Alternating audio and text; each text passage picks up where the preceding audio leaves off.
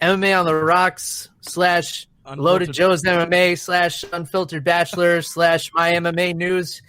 We got Jeff the Animal Wilson. We got Money Blake Weather. We got Ryan Sprague from My MMA News.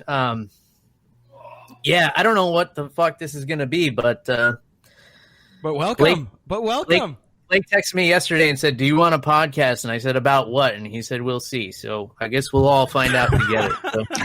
First things first, and thank you for having me on the show. I've been on Unfiltered Bachelor and Loaded Joe's many a times. But before we get into the heart of things, Blake, was that a fucking purple e-cigarette that I just saw? A vape? Is that what you're doing? Is that a purple vape pen? It's great. It's great. First of all, yes. Second of all, it's grape. Third of all, it hits. I'm trying to stay inside, bro. I'm trying to avoid the Rona. I got smoke inside nowadays. You know what I'm saying? Yeah, but who sold you that shit? Don't ask questions you don't want the answers to. Is all I'm saying. It looks like it came from a fucking Power Rangers toy. I think you're jealous that you don't have one that you could smoke. That's all I'm saying. That's going to summon a robot dragon if he keeps puffing on it. Listen, man. If you collect the green and the yellow one, they actually form a larger one that is more powerful for you. I don't even know why the fuck I invited you on this podcast, Ryan. I was just trying to be nice. I was trying to do something for the community. This is what this the fuck happens when you try to be nice to people, I guess. Love you, Blake. Or when we were just waiting, plotting against you while you were eating tacos for 45 minutes. Okay, next question. That wasn't a question. That was a statement. My next question is, what are we going to talk about? I'm going to turn the reins over to you here, Blake. Yeah, there's so much to talk about, man. I feel like I haven't caught up with, for sure, you. For sure, Jeff. It's been about 101 years. And then Ryan hits me up every now and then when we're talking about fighting stuff. But obviously right now, there's no fighting stuff. You know what I do appreciate, though? That the UFC has done right? They did share UFC 239 on Facebook Live all day long. I did appreciate that. That was cool. Yeah, that was real cool. But they understand. They understand. They need to. They're not assholes in this time of. I don't say time of need. It's not a time of need. It's just a time of what would this time be considered? Somebody is smarter than me knows a big word about time of panic, but I don't say pandemic. That's a wrong word too. But this time of unprecedented times. Yeah, sure. I think it's just a time of boredom for a lot of people because for the people who are doing the right thing, just staying inside and avoiding social contact. They just need some content. So hopefully we can, like all of us. Yeah, that's why we're here. Yeah, I have no other reason to talk to you guys. We also don't live near each other, so we don't have a choice here. Well, Blake and I used to live a couple miles away from each other. And then you moved away from me, you salty ass bitch. Oh, yeah. I've been there, dude. That's what Bill did to me. We used to live 2 towns away, and now he went down the whole eastern seaboard. Ryan used to live 2 blocks away from me, and then he moved a whole different states away from me. I miss him sometimes. Well, the way things are going now, even if we were all in the same house, we'd still have to do it this way from different rooms.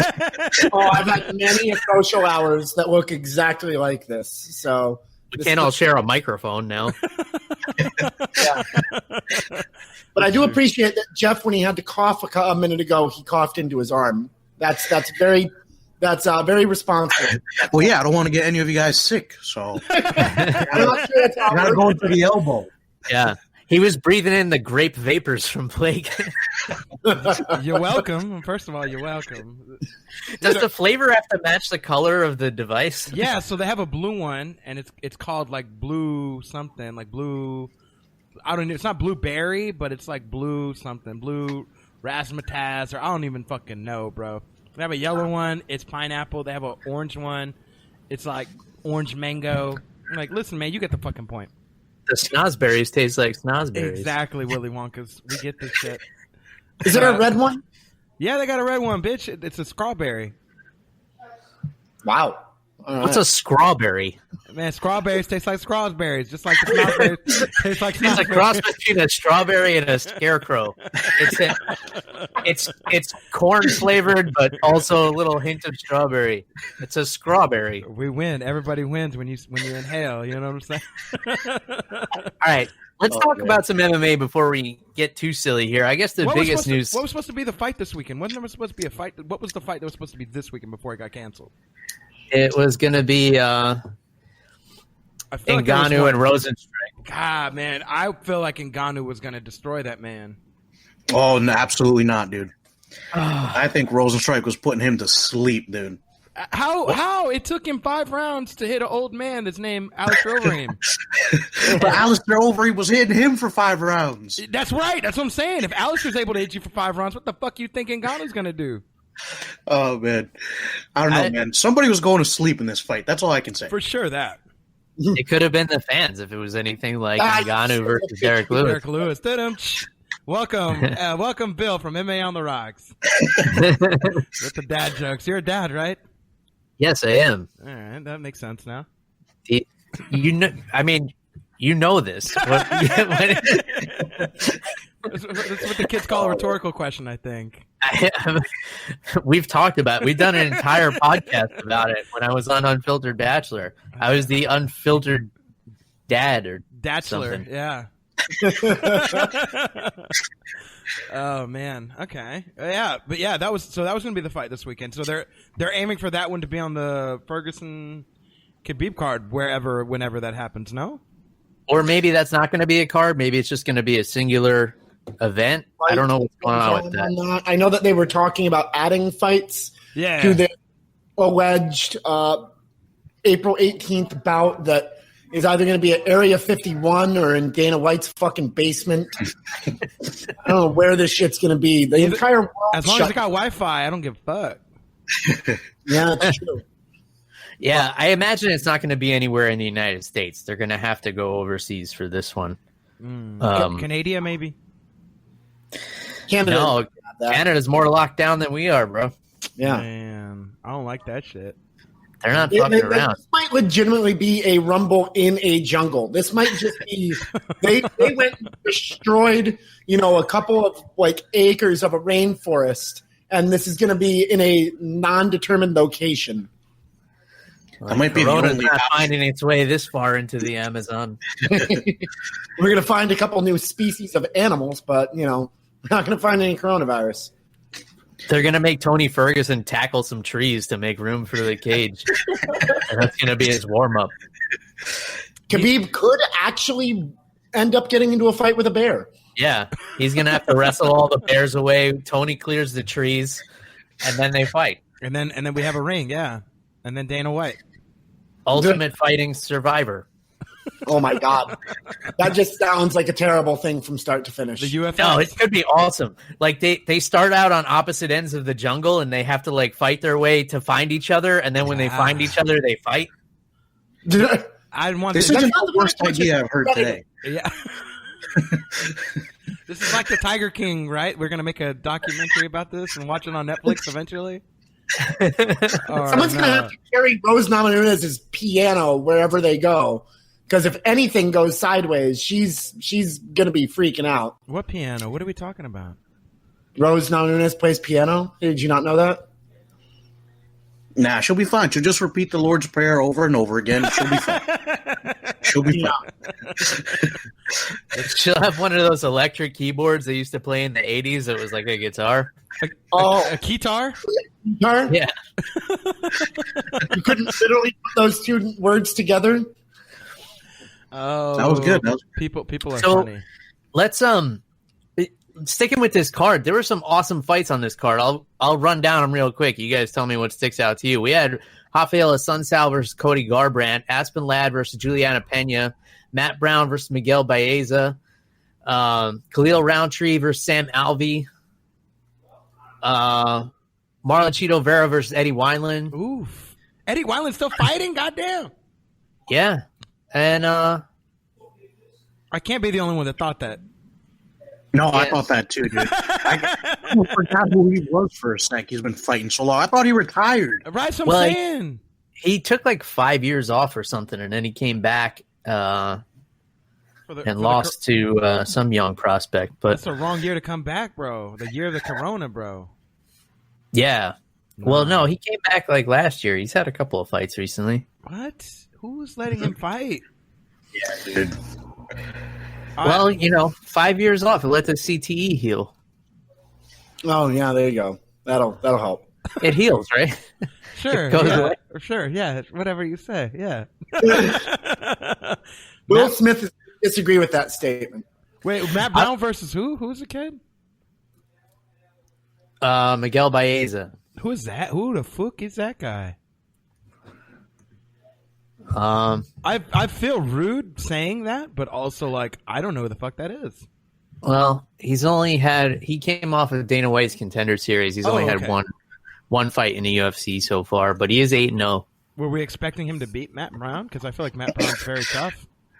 Yeah, Matt Brown's very tough. I mean, they put a lot behind these Contender Series fighters. You think they train him like Ivan Drago? Remember when like they just like solo, just like put all the juices in him and make him run treadmills and uphill and stuff? Yeah, I wonder what's going on with USADA now. Ain't none of the sodas. Ain't USADAs, ain't no Bovadas, ain't Vadas. Sorry, you're not Coronadas, ain't nothing. I will bet my last fucking dollar that USADAs, now they know where these fighters are. They're showing up. They're just not. They're like, yeah, I get to fucking sleep in. I don't have to surprise a motherfucker at 6 a.m. Now they show up at like 2. It's like, hey, I know your ass is home. Except if I'm a fighter, nobody's putting a needle in me right now. Yeah, that's fair, dude. So I don't know what's going. I think John Jones found out USADA was still testing, and he just jumped in the car wherever he was and took off. That was the backstory. Did it really take us that long to make a John Jones punchline? It did. It took us 11 minutes. It had to be right, Which is funny that you mentioned that, because I'm pretty sure that's how long the dash cam video was for his DUI test. Didn't he say he was helping homeless people or something? Somebody sent me something. Yeah, he said he was like chilling like with homeless people and just kind of talking and shooting the shit. Why not? Show love exactly what you should be doing during a global pandemic. You want to connect with the people. I get it. Everybody else is held up in their house hoarding toilet paper, not John Jones, and canned goods, and John Jones is hanging out with homeless people, getting drunk, playing with handguns, smoking Wheaties, all the shit. Yeah, I'm with it. Well, I mean, you can't fault the man. His favorite strip clubs, plural, are all closed right now. Wow. So you think he was looking for some homeless strippers? No. I don't think so. At least that would be. I can't even imagine how I would take that. I mean, I'm not John Jones. I'm just saying, if he was looking for the homeless people he was hanging out with were all the former strippers that had nowhere. Boom. nowhere to Problem go. solved. Officer, let me go. I'm just trying to look for some homeless strippers. I need to go back home. I didn't find them. Okay. It's a tough time for strippers right now because they all got laid off. They don't declare all their income. So even collecting unemployment. When did this turn into a PSA for strippers?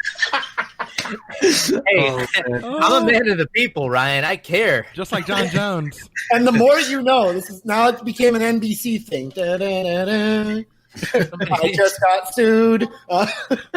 Somebody's using one Clorox wipe to clean all those poles. Oh, that's not enough.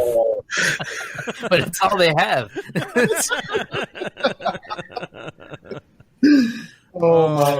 This is what kind of podcast this is going to be, huh? All right. But no, look, the John Jones thing is terrible on so many different levels. And I know that we were looking at that fight card that never was. And of course, you have the UFC London card. That one's also not going to happen. You got to wonder if they're going to try and reimburse those fighters. I know that Ashley Evans Smith was on that card originally. We'll get back into that one here in a few moments. But the main thing with John Jones is if you're the UFC, you don't have a personal code of conduct. This isn't an MLB PA. This isn't an NFL PA. You can't kick them out for this because he's done it time and time again.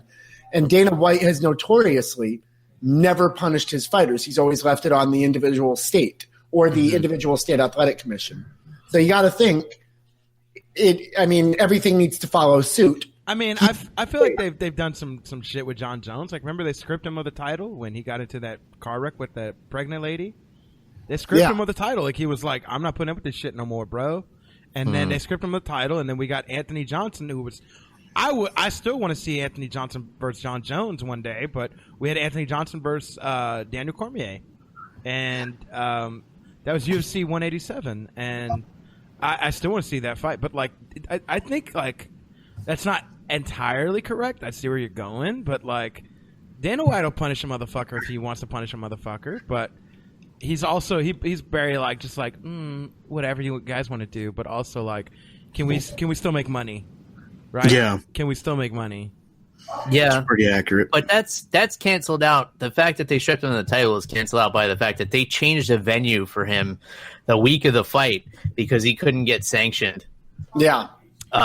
by athletic commission. They had to move it to California so that he could fight, and they had to move all the fighters and all their corner people and bend over backwards and put all these people at an inconvenience. Which one was this?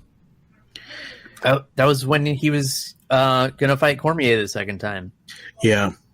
Oh, okay. And he was the whole picograms thing, and he tested positive, but they didn't agree that the test should have counted, so they moved the whole venue to a state that would sanction him to fight. And you know what, man? USADA really kind of dropped the ball on that one. I will typically try and back USADA because it's hard to do that, but Jeff Nowitzki should have come right out at the very beginning when he tested positive the first time and said, we know this is going to be a long-standing thing. He should have said this months before John Jones got tested again, and he never did. I really think they dropped the ball on that one because had we all known in real time, hey, here's where the picograms are coming back in, we all would have at least had a heads up.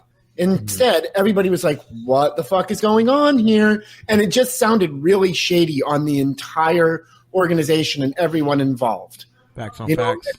Up to and leading and including where John Jones ripped the female reporter in the press conference when she kept asking him about it because she wasn't willing to let it go. Yeah, the whole thing is really strange. And it's like, if you're in the UFC, it's got to be like you have this sibling that's always doing bad shit but never getting in trouble. And if you sneeze at the wrong time, you're grounded for a week, you know.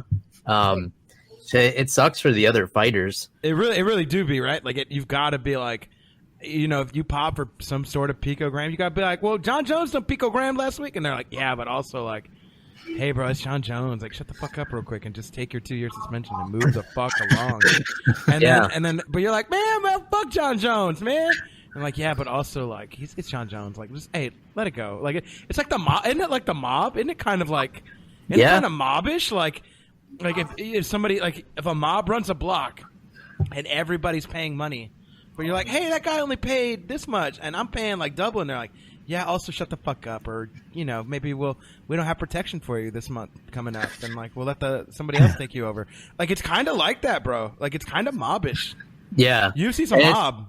It's the same way with Conor, but then you could have a guy like Paul Daly who has one infraction where he punches a guy after a bell, and Dana White is like, he's dead to me. He will never appear in the UFC as long as the UFC exists.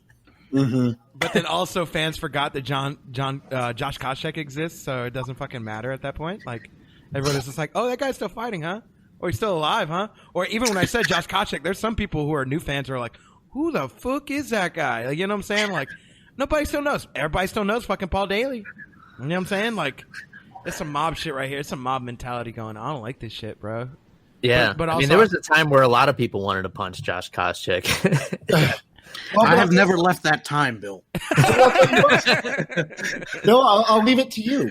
Hypothetically speaking, what are you wanting to see come out of this from John Jones? Man, I mean, it kind of depends, like, what his punishment is from a legal standpoint. Like, is this going to be jail time for him? Yeah, because this is a repeat offense too. Yeah, I mean, at what point, like, do they have to lock him up for an extended period of time? Because this is the third DUI now. Yeah, you know. So I don't really care what the UFC has to say about it right now. I'd be more concerned to hear, like, what does this mean legally for him? And then we can kind of go from there. It means this man, he's a fucking driver, bro. Like, listen, man, when I was talking with Lutrition, when Lutrition was in his corner, when he was fighting, who the fuck is that guy? OSP? When he was fighting OSP, Or no, he was going to fight Daniel Cormier the second time. And you remember Daniel Cormier pulled out on 3-week notice? Okay, so and the OSP came in and saved the fight. And saved the fucking fight. And he made it, I'd say, kind of competitive, like way more competitive than I think a lot of people thought it was going to be. But that whole time, and Ryan can attest to this, Lou Trition was his driver during that camp. He drove the motherfucker. Lou Giordano was his driver in his fight. Yes. So, drove him from home, drove him to camp, drove him to fucking restaurant. They want to go drove him to strip clubs. You know that happened. I mean, I'm not saying nothing that I don't, you know what I'm saying? I'm going to keep my mouth shut, snitch and get stitches. But I'm just saying, like, drove him Taco Bell, drove him, you go get your Chick-fil-A on, you know what I'm saying? Like, whatever you want to do. But, like, he drove him. John Jones, I think, hey, motherfucker, you make money. Pay an Uber. Pay a Lyft. Do some shit. Stop driving. Stop it. Yeah. Well, you know, he's the we know Broner. the explanation now. He heard that USADA is still testing during the coronavirus. He was like, there's no way they're going to keep testing during this. There's a pandemic. And he was at a bar and someone texted him and he was like, oh, shit, I got to get the fuck out of here. And he was in the one bar in the country that was open, too, right? So, yeah. No, he was drinking with the homeless people. I forgot. He was drinking Colt 45 on the curb. That's never a bad idea, though. Well, no. In the police video, he said that he had a vodka drink. What is this? Is this reminds me of Chumbawamba? Yeah, you drink a whiskey drink, you drink a vodka drink. You drink a tonic drink, you drink a cider drink. Yeah, okay, I get you. All right. He's quoting a song. All right, that's not a bad thing. But he reminds me of Adrian Broner, like a more successful version of Adrian Broner. What does that even mean? Who is Adrian Broner, for those that don't watch boxing? Adrian Broner was, at one point, like one of the top-notch, like, up-and-coming boxers, and he starts losing fights, and this motherfucker just gets in trouble with the law all the time. And, like, John Jones, and, like, always in the fucking trouble with the law, bro. Stays in it and then still gets big fights. Somehow still like fights name opponents and you're like, how the fuck are you doing this? I think that's John Jones, but he's just way more successful. It's like I've called it before on a podcast. He's the Floyd Mayweather of MMA, right? Like Floyd, he'd be in trouble with the law too sometimes. And you're like, God damn it, man. Like there's nobody that's going to beat you. But you might take yourself out of the ring before anybody gets a chance to even, like, challenge you for the belt. You know what I mean? Like, it's goddamn ridiculous. Yeah. Well, luckily with Floyd, when he gets in trouble with the law, somebody reads his rights to him. Because wow, we're gonna do that. Low-hanging fruit, Bill. How's that low-hanging fruit taste? Does it taste as ripe as you thought it would be? Yeah, it's delicious, you know? You got to take what you can get. The supermarkets are at the bottom of the barrel right now. Wow. Damn. I mean, all right. I'll give you that one, though. I got to give points. See, we need to start having a point system in here. Who can have the better one-liner? Who's watching on YouTube? Can somebody keep track of all the one-liners that's going on here, please? Yeah, that would actually help. But wait a minute. If we're live, why the hell hasn't anyone tagged me on this yet? What's going on here? It's on YouTube. Nobody likes you. Yeah. I don't have a YouTube channel. There's nobody watching this right now, so we're perfect. Yeah. Perfect. You don't have to worry about it. Probably because Ryan's on here. Perfect. And he trades jabs. I like that. If it goes downhill, we could just burn this episode. Like it just never has to appear anywhere. I'm actually about to share this on my Facebook. So keep talking. Yeah. All right. Share away. But, Ryan, I'll turn the question you asked me like 20 minutes ago back on you. What do you want to see the UFC do about this? I mean, I kind of want to see how it unfolds legally, but I'd like to hear your take on it. You know, any other players association that would see this time and time and time again, and we're now on strike 3, just on DUIs alone. Mm-hmm. I do think that, you strip him of the title, but you need to do more than just strip him of the title. I think there needs to be a suspension here. You can't document any pay, obviously, because this didn't end up happening during any particular fight camp. But I definitely think he needs 6-9 months where Dana looks at him and says, "You just go away." You know, they did it when he tested positive, but again, Dana, the powers that be at UFC, they don't want to take any responsibility for what happens. They always have the individual athletic or state athletic commissions dole out those punishments, and it's ridiculous. Mm-hmm. And I think at some point, Dana needs to, quite frankly, sit John Jones down, tell him that, and then he needs to go on ESPN or go tell whomever he's going to tell that this is probably going to end up, John Jones has been suspended from action for the UFC for 9 months, a year, whatever. But we know that there are policies that exist that are like a strike 1, 2, and 3 policy in other player associations. And someone needs to step in and start doing something with it. That's a great point too. I think they should put something in place where, like, if you don't defend a title for a certain amount of time, like 9 months, 12 months, 18 months, like let's just say 12 months for the sake of argument, then you put that in place. If you don't defend the title for 12 months, you get stripped, or there's an interim title or whatever, and then you suspend him for that amount of time. So that way you have like an actual system in place. Jeff, where are you at with this whole John Jones thing? I know you got some opinions over there. Oh man, dude, I love John Jones as a fighter. I think his fight IQ is ridiculously high. I just wish he'd stop being such a dumbass about everything, man. Like everything outside of fighting, I don't think he fully understands. So, like, my whole thing is, here's my thing, Bill, is, it's what puts money on the table for him. And, I love John Jones. I love watching him compete, but I don't know if he needs therapy or something, or like a guidance counselor. Yes. I don't know if you can have that as a 30-year-old. Yes. But dude, just something to be like, listen, dude, you got to think about your kids here. Cause in that video that Ryan mentioned before, the body cam video, John Jones starts crying how he wants to be with his daughter. And here's my whole thing, dude. You got to think about your kids. You're a grown man, dude. You got to think about your kids, all of their moms. Yeah. And whoever they're married to at this point. Jeff, I felt like you should have been Jeff, I felt like you should have been one of the cops that stopped and been like, listen, you got to think about your babies and their mamas and their baby mamas. And listen, I know you got a wife, you got a girlfriend on the side, man. Come on, man. It's turned into Outcast meets Kanye. So, I don't know, dude. Like, I'm trying to look at it from, like, every angle here. My angle, John Jones' angle, all of your angles. So that's my whole thing, dude. At some point you got to realize, you got responsibilities. Yeah. And, it sucks, but there are other people who depend on you. The UFC, me to be entertained. So you got to get together, man. Yeah. I mean, I want to spend time with my daughter too. So you know what I do? I stay home. I stay home and spend time with her. I don't go out driving drunk. Well, you should try it. It's fun, but don't stop. Do not listen to Money Blake with he has the devil on your shoulder. Hit 90, just let go of the steering wheel. Woo.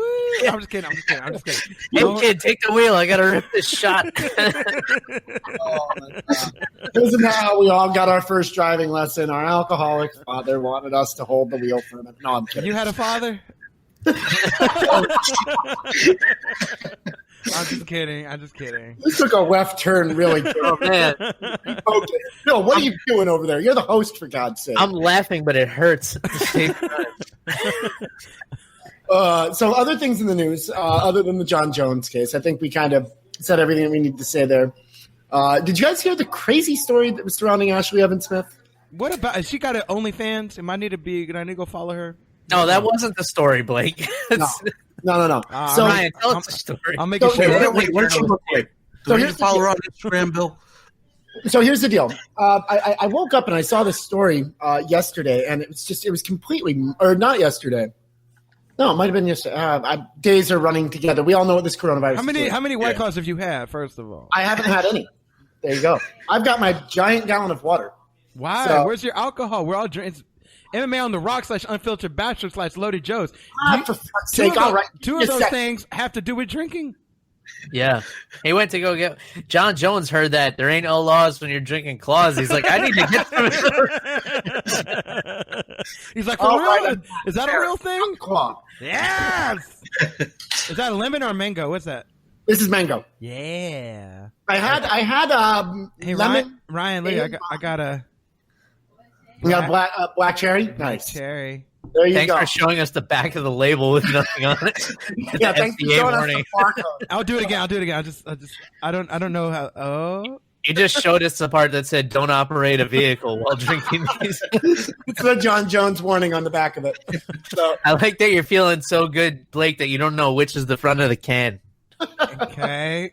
now that I caught up on this, so there was this crazy story that surfaced about Ashley Evans Smith, and you know what? I'm going to be the first person to say this. I feel for her. So she went on Ariel Helwani's show to kind of bring this up. So basically, the gist of the story was she was on this app called OfferUp. Really? She was like a storage unit or Offering up something. that booty? So No, different app. So she and her boyfriend, or I think it was like a dresser or a shelving unit. So they end up agreeing to go to pick it up. So they get in their car or their truck. They go drive to this person's home. Obviously, there's the coronavirus going on, so no personal contact. No. So she and her boyfriend go to get this, and then they come back after they end up loading in this unit. And there's a bag that's sitting there. And I believe it was the boyfriend that ended up grabbing it. I could be wrong on that. But what they thought were extra parts or some necessary pieces for the shelving unit or dresser or whatever piece of furniture they got. They end up grabbing that bag that was sitting next to it and driving away. Well, in the midst of all of this, the person that originally had made this deal with them is trying to contact her, and to no avail, apparently.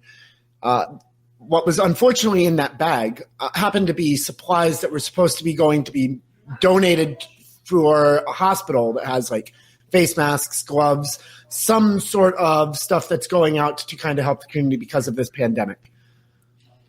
So fast forward a few hours later, and Ashley Evans Smith finally ends up hearing about all of this because apparently she wasn't on her phone or wasn't on. What the fuck is she doing?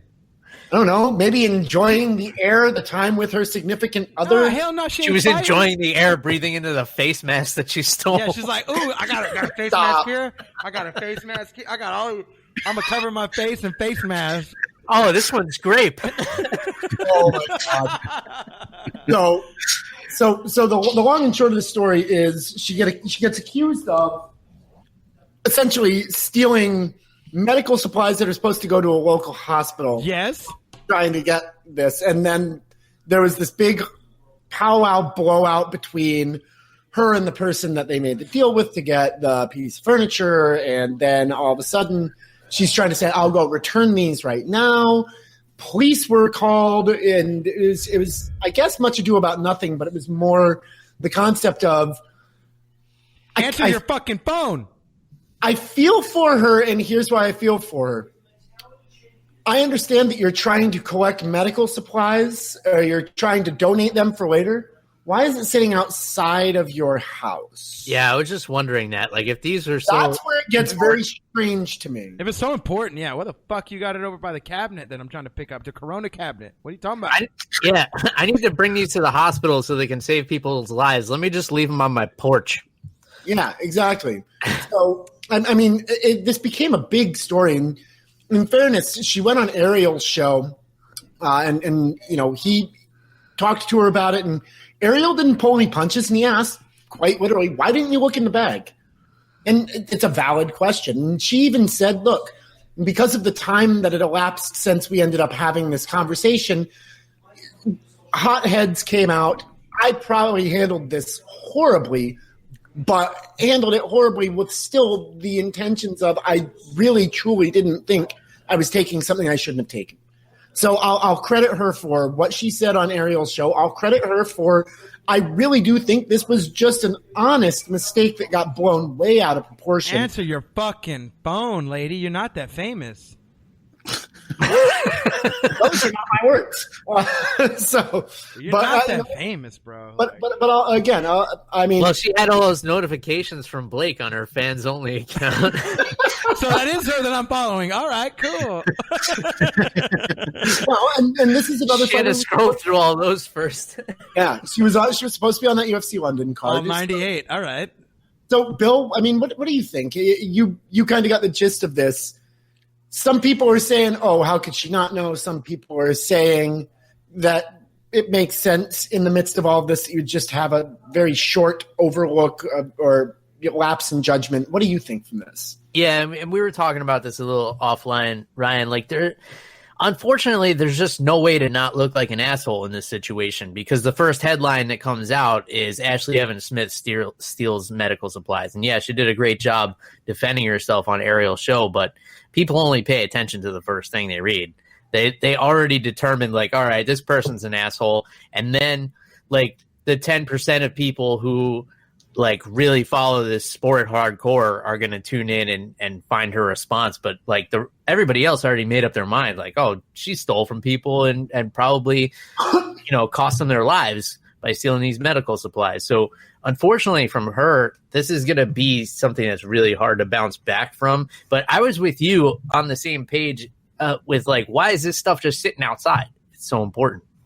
Right. And that's where it kind of becomes problematic for me. And you're right. And you and I, again, offline, we're talking about we're avid readers. We're big in English. It's one of our things. That's why I still write. That's why you were an English teacher.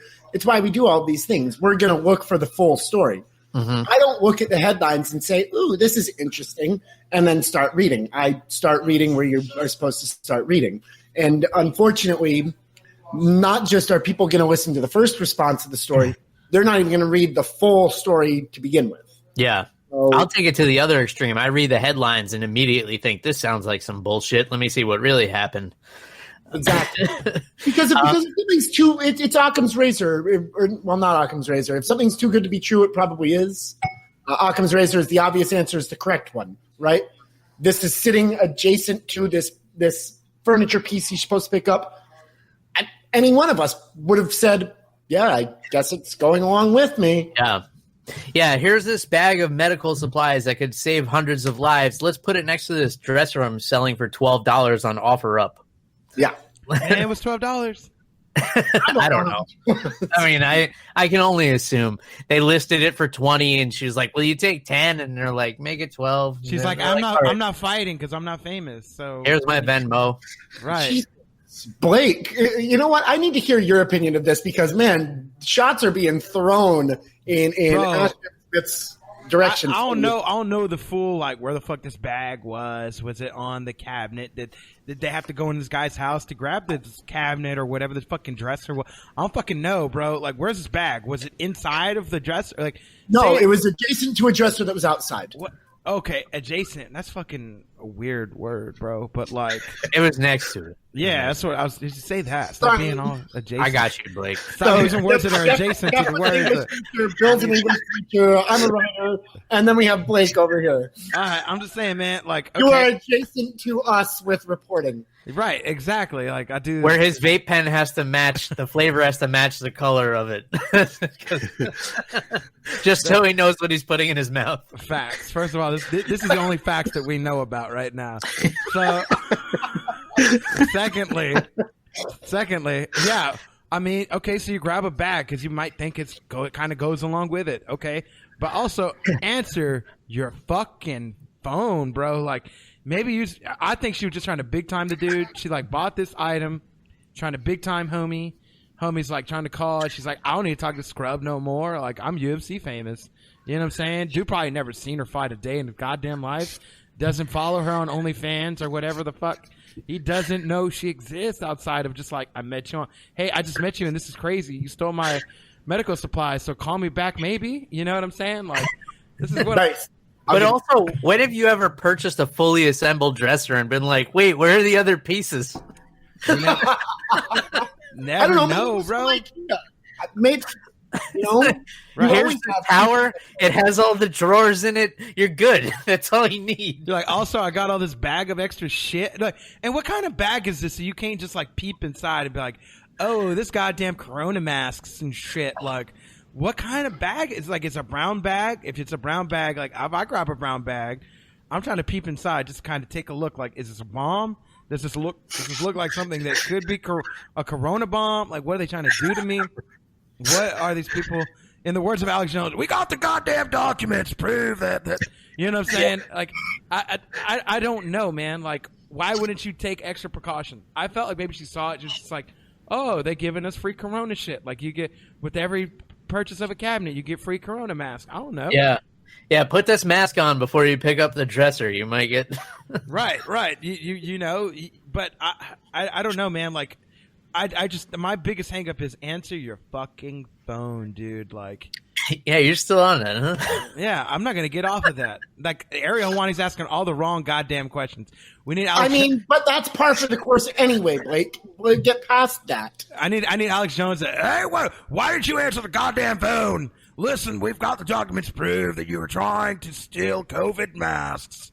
And that's also I'm saying, dude. Like I need somebody. I need real reporters asking this girl about real shit. This is serious times. Well, the answer is she had to, grab a couple of masks out of there and then find a PR person who is willing to work for a couple of masks and then give back the rest and then do whatever they said. Instead of getting a real PR person who would tell her. She has a manager. You're aware of that. What's he managing? These Corona masks? Like he's not answering her phone. Like, bro, Jeff, where are you at with all this? You do know who her manager is, Blake. Who it is? Matt Blessed's manager. What manager? Who? Brian Butler. Who the fuck is that? Manages Max Holloway. Manages. I don't know this fucking guy, bro. Like again, like. Is Right, that her boyfriend? Did he have the phone? Is that why nobody could get a hold of her? Like. I don't know. Where you at with this? My question is after seeing those Corona masks next to the dresser, do you even want the dresser? I mean, let's be honest here. I'm a little concerned. Yeah. Like, listen, dude, I'll be honest with you. I think it was an honest mistake. As long as you give the stuff back, it goes to the right place. It was an honest mistake. I mean, I think if it were anybody else, like if one of us had taken the masks, they would have hit us up and we would have been like, oh, shoot. We made a mistake. My bad. Here you go. Just make sure this gets to the right people. But because it's I quote unquote a celebrity, it's this whole big thing. Who's a celebrity? That's why I said quote unquote. Ashley Evans Smith's going to hear this at some point. She's going to come in and beat your ass. Oh yeah, she listens to the show. She's a stop. Yeah, she's texting Bill right now. Yeah. Well, no, she doesn't answer I don't her phone. need you patronizing me. Right. I mean, this is a small community. Somebody who knows her or trains with her listens to the show. I can guarantee you that. And they couldn't have hit her up to be like, return the goddamn Corona mask? Hello? Is the microphone on? Hello? Don't get lost here with Blake Money Blake weather at all. What other parts come with a dresser? I still want the answer to this. A fully assembled dresser. It's got the drawers, all the knobs. What else do you need? It's got sliders taped to the bottom so you can move it easily across hardwood floors. What was missing? The Corona mask. Oh my god! And I'm back. I don't even want these are mothballs to make my. Bill, I heard what you said, and that is, who ends up picking up a bag with something that looks fully assembled? It's a valid question, and I'll give you that one. And I think that here's why I'm siding with Ashley on this. Because you follow her on OnlyFans. I don't follow really much of anything that she does, if I'm being completely honest. But I do think this was just massively blown out of proportion. And she didn't handle the initial response when she finally got the notifications or any of the communication that exists that she had taken something that she shouldn't have. She didn't handle that well. She admitted that on Ariel's show. So when somebody's willing to at least go to that length and say, you know what, I probably should have handled this better. You know, I thought that she was talking shit to me.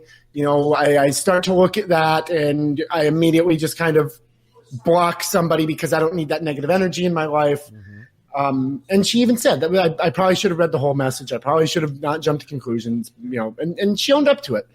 So I'll give her that. It's a jump to conclusions, Matt. Exactly. So at the end of the day, this is a story of someone who just made an error in judgment, took something that she shouldn't have, that she didn't know she shouldn't have taken, and probably should have handled it better verbally right off the gate, or right out of the gate. Yeah, you're exactly right. And Ashley, I know you're listening, so if you ever find your phone, please set us up. Perfect. All right, so Thiago Santos says that John Jones should be stripped of his title and that him and Dominic Reyes should fight for the interim championship. I love this fight, but I don't think you can crown a champion out of two guys that are coming off of losses. No. I'll go one step. Oh, go ahead, Bill. And exclude Jan Blachowicz, who has been on a tear, has had some really impressive wins at light heavyweight. I need to see Yan and John fight. Come on now. Well, let's assume, based on what Thiago Santos tells us, because he's never steered us wrong or stolen masks off of somebody's porch next to a dresser, fully assembled dresser. I love the fight. I love Santos versus Reyes, but I don't see how you could put a title on the line. And I cut you off, Ryan. So we'll start with you and let you respond to this. Actually, unfortunately, I cut you off, and my apologies, Bill.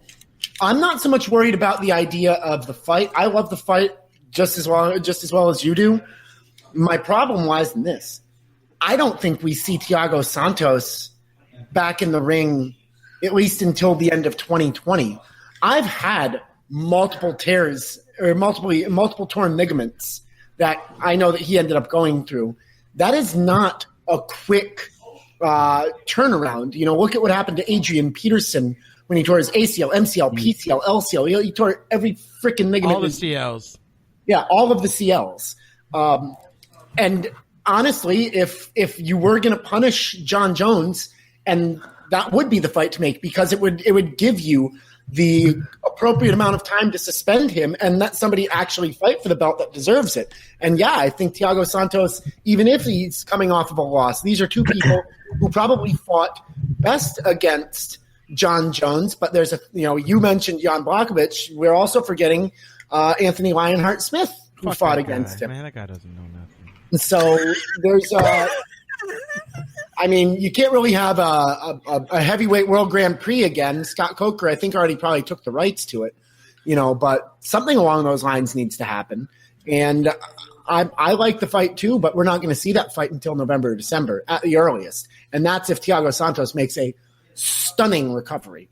Well, the thing that could speed up his recovery is that due to COVID-19, USADA's not going down to Rio de Janeiro anytime soon.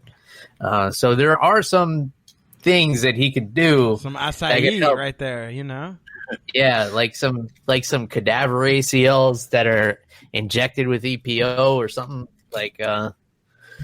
something along those lines. Right. I don't know. I would like to see like a little 4-man tournament or something. I don't think out of the crop of guys, you can't just take the last two guys to lose to John Jones and be like, all right, one of these guys is going to be the world champion. I think you have to include Jan Blachowicz in that. So either have him in the interim title fight or do it tournament style and do it that way. Because if you just put in Santos and Reyes, then you give Jones the opportunity to come out and say all right, well, one of these guys are only going to be the champion because I'm not around because I beat both of them. Right. I've already won. True. But where are you at on this, Jeff? A lot of people are arguing with the Reyes outcome. I didn't. A lot of people are saying that Thiago Santos doesn't injure his knee when he's in that fight, that he was outstriking and outperforming John Jones. And a lot of people are going to hang out at fucking spring break on Florida. Doesn't mean they're smart. You know what I'm saying? A lot of people think a lot of things. It doesn't mean it's the smartest idea in the world, Craig. You know what I mean?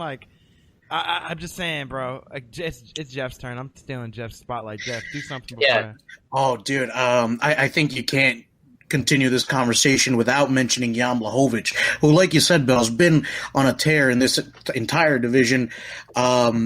I don't know what you do here, man, because, first we have to see what happens legally with John Jones. Then, stripping him of the belt, I think you can do that. I mean, we've seen it before when he beat DC for the belt, then he was stripped of it, and then you get DC as the champ again.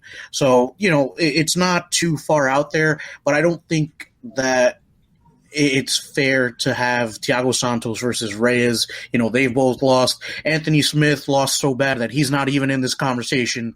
That's all I'm saying. No, I think you're right, 100%, dude. Anthony Smith looked like a chump in there next to John Jones. Mm-hmm. But Jan Blachowicz versus maybe you do Thiago Santos versus Dominic Reyes, and then the winner of that fights Jan Blachowicz. I think that's probably the only way to go here.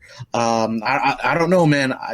It's just this is the problem with John Jones' personal life, man. Is he's so good as a fighter that. I mean, who's he lost to? Absolutely nobody. The Albuquerque Police Department. Yeah, wow. Yeah. Wow. But they had the cuffs on him. So. Was one of the officers named Matt Hamill? Dude, Matt Hamill almost didn't walk out of that cage when he won that fight, dude. I won that fight. Oh, I'm sorry. I shouldn't do that. That's rude. Oh, boy. That's rude. Too soon, dude. Oh. That's rude. Did y'all forget I do this shit on the podcast? All right. Cool. Well, we know he's not listening, so. Oh, man. We're burning this episode. Going up in flames. I don't know, guys. And this is the thing. We're forced to, and we were talking about this off air. We're forced to listen to, with the exception of the John Jones thing and a couple other. If UFC 249 is actually going to happen, we're forced to listen to ultimately what are non-stories just to kind of get our fill of things because. Yeah.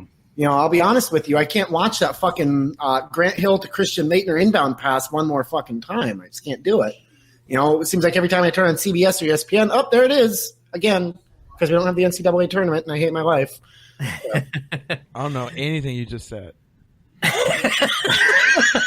Words about sports that are not boxing and MMA. Don't know it. I don't know what those are, dude. Sorry. Next question. All right. So since you said the word boxing, Blake, I haven't had a chance to talk to you publicly about Deontay Wilder and Tyson Fury. Let's talk it. And damn it, I already had to live this shit before. I only covered it briefly on MMA on the Rocks, but I want to get into the what's next because you and I differ in opinions, and that's just because I don't care as much about boxing as you do. So what do you want to see come out of this? I mean, Deontay Wilder, before this Corona business, enacted his rematch clause. So what's going to happen? What was supposed to happen is different from what's going to happen is different from what's supposed to happen. Go ahead and see it, Blake. I was right on the podcast. Man, shut the fuck up, man. Listen, it's not your fucking turn, bro. Let me fucking talk. Hang on. Let me spill my genius, my ghetto brilliance on this podcast real quick, bro. Let me drip. So what was supposed to happen is different from what's actually happening. So what was supposed to happen is the following set events. They figured, Eddie Hearn, who is Anthony Joshua's manager, figured that Deontay Wilder would enact his rematch clause after the loss, which he did before this whole Corona shit blew up. The plan was to have the fight sometime in July. Don't think that's going to happen because of all this. Nobody's fucking training. Nobody's doing shit. You don't have you don't have Joshua versus Pulev, which is supposed to happen in May. Like a lot of everything that's supposed to happen in combat sports, everything's getting pushed back because nobody has fucking time to train. What was supposed to happen is Joshua Pulev in May, and the winner of that was supposed to fight the winner of Joshua and Wilder and Fury Part 3, which would probably be Fury since he probably won the first fight. I mean, it was a draw, but he really probably won the first fight. No, he won. He definitely won the second fight. I thought I had him win. I had him winning 10 rounds to 2, but that's just me. He definitely won the fucking second fight, and guess what? He's probably definitely going to win the third fight even quicker. It's a fact of the matter of Deontay Wilder is he's a great puncher and he'll knock your lights out, but he's not the best boxer in the world, especially at heavyweight. Tyson Fury is. And everybody wants to see Tyson Fury versus Anthony Joshua. And the lineup was supposed to be, it need to happen by fall because Anthony Joshua needs to fight Dillian White by next February. That's been mandated by one of the sanctioning bodies. And I think it's either WBO or the WBC. They've mandated he needs to fight him by then. And so this has all been pushed back. And I thought this fight, and I just kind of went off of Eddie Hearn's sort of timeline, was supposed to happen by summer. Likely it will happen by fall, and that's what Ryan Sprague did say on the podcast. But the only reason he's right is because of Corona, which he didn't predict. And if he did predict it, that means he unleashed it, and you're a son of a bitch. And we're going to take you off the fucking podcast. But you guessed it with the best of your ability at the time. I guessed it with what was actually supposed to happen before all this got pushed back. That was really what's supposed to happen, what's probably going to happen. It'll be later in fall. It might even be early winter because of everything. But that's the fight that I want to see eventually is Anthony Joshua versus Tyson Fury. That's what needs to happen. And that fight will be fucking huge. And it'll sell out any stadium that you have in the globe. My biggest predicament with that is if they have the fight, it's going to be like what happened when Anthony Joshua fought Ruiz Part 2. I don't know if you remember that, but they had that midday. Who the fuck watched that? Yeah. Who the fuck watched that, man? Not me. It's gonna be like what happened when Anthony Joshua fought Vladimir Klitschko. That happened midday on April 2016. Like back then, it happened midday. It happened like at 2 or 3 o'clock because they went on English time and European time and a way different time zone than what the fuck we're doing over here. That's the scary thing about this. Motherfuckers are gonna think it's gonna happen at night and they're gonna miss the fight. It'll be a big global thing. It won't be big here in the States. That's my biggest kind of concern when it comes to that. But that's the fight we need to see.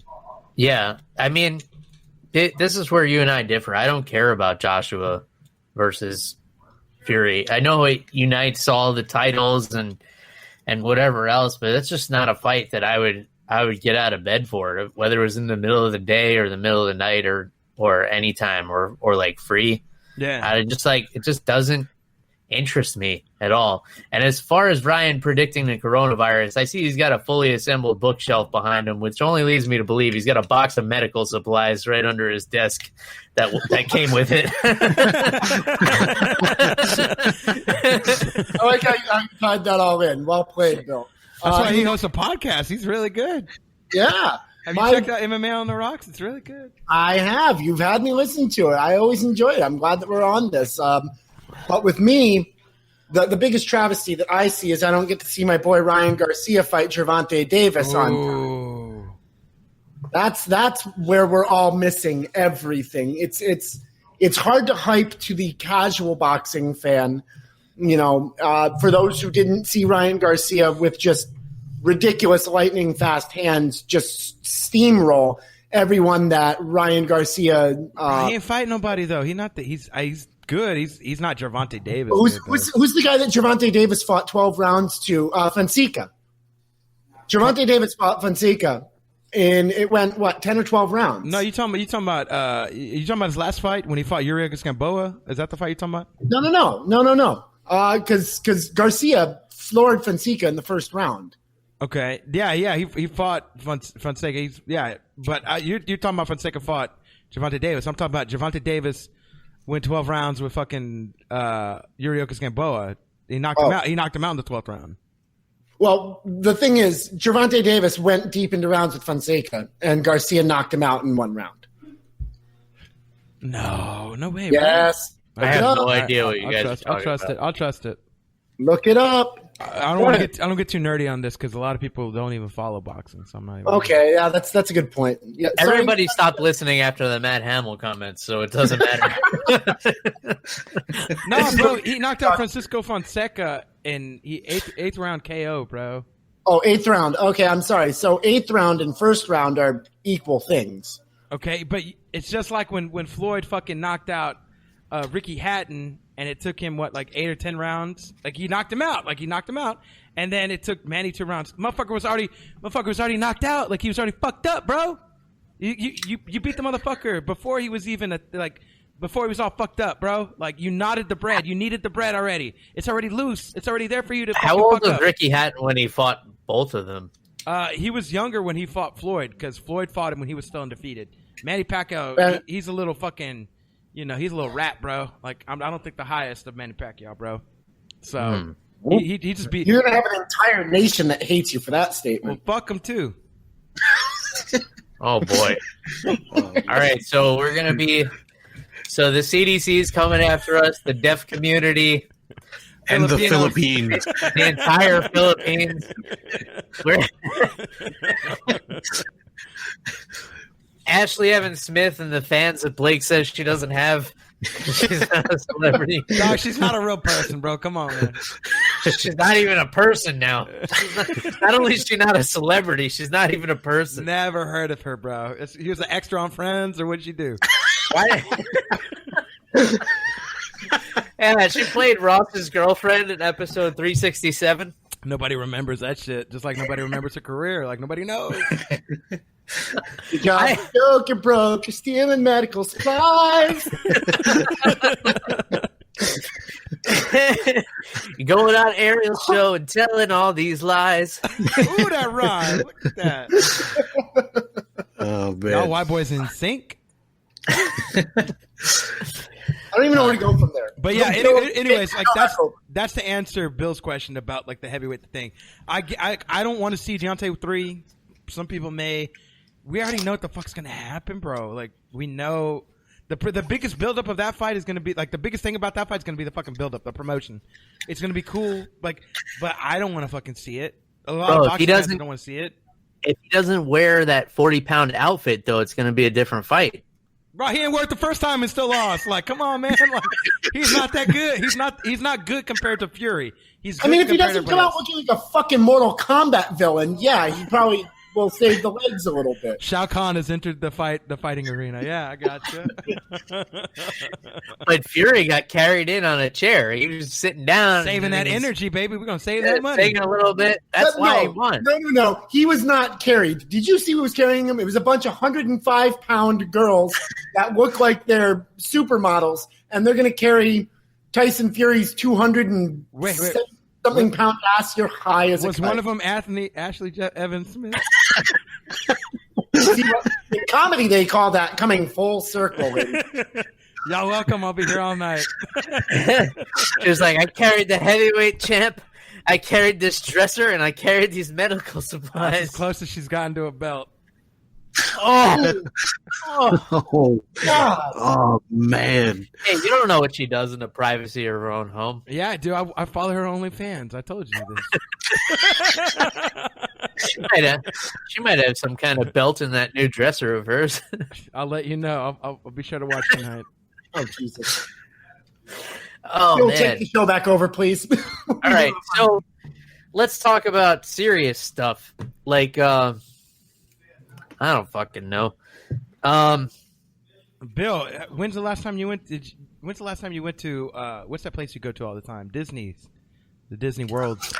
Oh, it's been a couple of months. Yeah, dude, there was nobody there because the lines were all. I heard you like almost talking about a fight last time, and Epcot centers, and I went to Epcot and I saw somebody get ejected, which was like a lifelong dream of mine.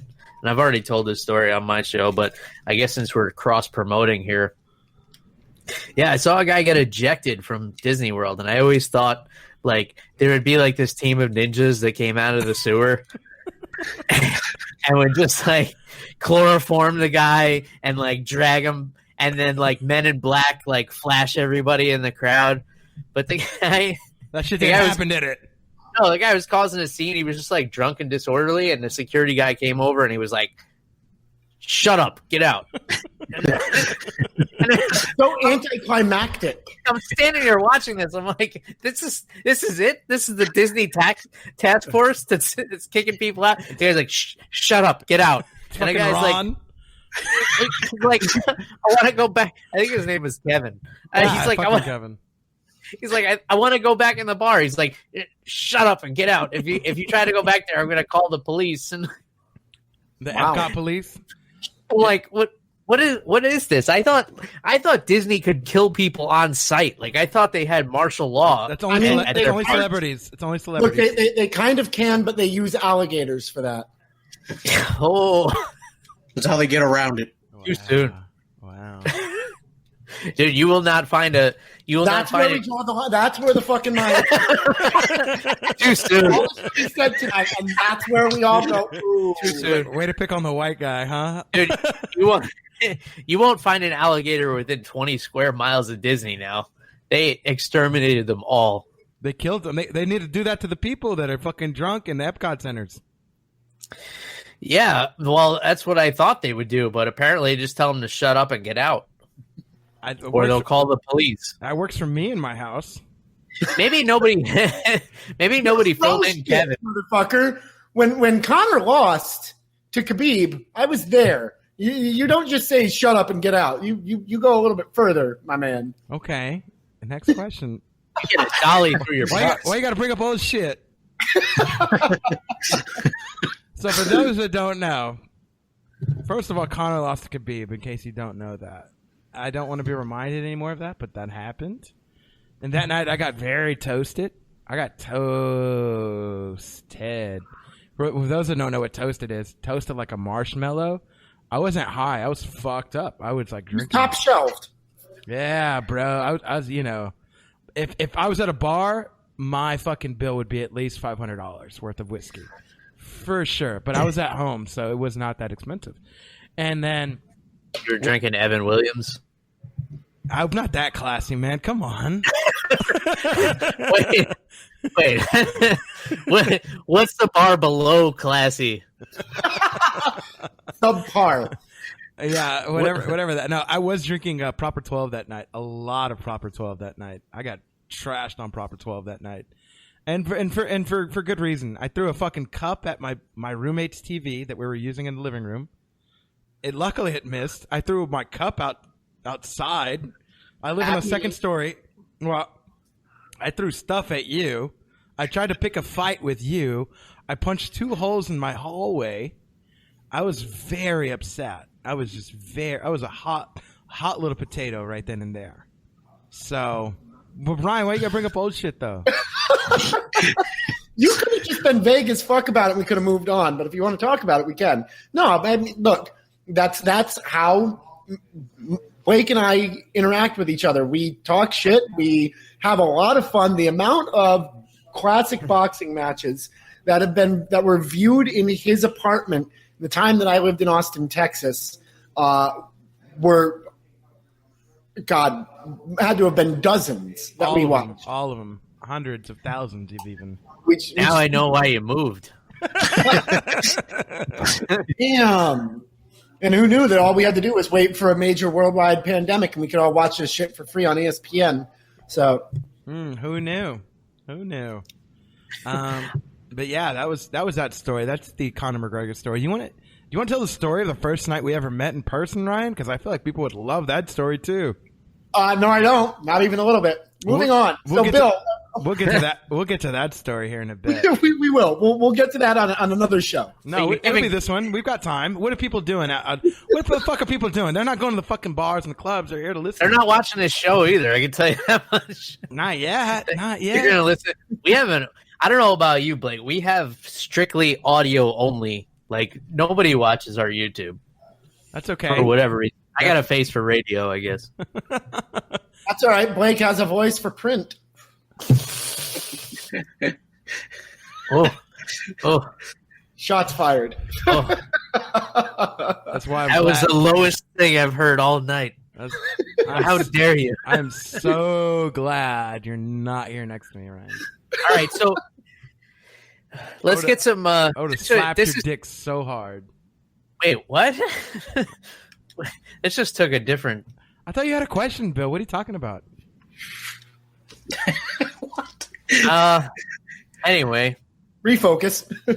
Yeah. So since this is also Unfiltered Bachelor, right? That's me. Yeah. Hi. How's it going? But isn't that the show that we're doing now? Well, we're doing a whole bunch of different shows together, and it's great because this is going to be living on there, right? So we got to get some. I mean, we got a couple of bachelors here. We got Jeff. We got Blake, Ryan. I don't know what your situation is. Oh yeah, I'm single. Okay, so Single and ready to mingle. You know what? I got to meet one of the girls he dated down here in Texas. 3 out of 4 bachelors we Would got. we really call it? Was it really dating though, Ryan? Wait, which one are we talking about? That girl with the different colored hair. Oh, Bro, I see her walk around all the fucking time on South First. Ryan, I'm seeing some red flags here, dude. Just Yeah, but she's walking funny ever since she met Ryan. That's that's not all the way true. Oh no. that was an interesting thing that can go on the Unfiltered Bachelor since we're plugging that. So this was a girl that she actually. So I had worked at a jazz club down in Austin, and it was an awesome jazz club. But I ended up after that going and taking a job working in a restaurant that was just making infinitely more money, and so this girl actually ended up taking the job that I had over at this jazz club. Well, I still went in there because I loved the band. I loved the owner. The bartender was fucking Chris, dude. He's fucking amazing. Yeah. Chris Kimura is incredible. If you guys are ever looking for jazz, as a matter of fact, they might still be doing a live streaming show on Facebook right now. If you check out Parker's Jazz Club, located in Austin, Texas, that place is just good. a bomb. But anyway, so this girl ends up taking the job that I worked at, but I still would go in there from time to time, check in, have a couple drinks, listen to the music. It was great. So in the midst of all of this girl starts mingling with me, and I'm not thinking anything of it because we just have a mutual friend in the head bartender, and then all of a sudden she just hits me up and says, "Hey, let's go hang out and grab drinks." I'm like, "Okay, I don't have anything to do tonight. Where do you want to meet up?" So we end up going to a bar, and I know this is sloppy journalism, but one thing leads to another. Wait. Let's rewind this real quick because I remember the first time she was like hitting you up, and you're like, I don't know, she's just hitting me up. And I read the messages, and I'm like, bro, she's aiming for your pee-pee. Like, she just wants some classic an old-fashioned dick. She's leaving the dresser and just taking the medical supplies. And Ryan was like, I remember Ryan being like, no, you think that? And I'm like, bro, I'm reading this. She ain't asking how your day is. She ain't asking what fucking favorite color is. She's asking to meet up, bro. She wants to meet your little friend named Mr. Peter over there and wants to see what's up with him. Average-sized friend, all right? Average-sized. Yeah, exactly. So, yeah, I mean, he was right. It was Netflix and chill minus the Netflix. And so we kind of did that, more like Disney Plus and bust. You know what I'm saying? yeah, dude, Hulu Plus and relax, bro. Exactly. So it was all of the above. But the interesting side note to this was she told me that she didn't want anyone at the jazz club that she worked with to know that we were, doing what we were doing. I thought to myself, okay, this girl doesn't want to mix, business with pleasure. She doesn't want to have those worlds collide, and I get that. I didn't know that the girl was worried about fucking crowd control.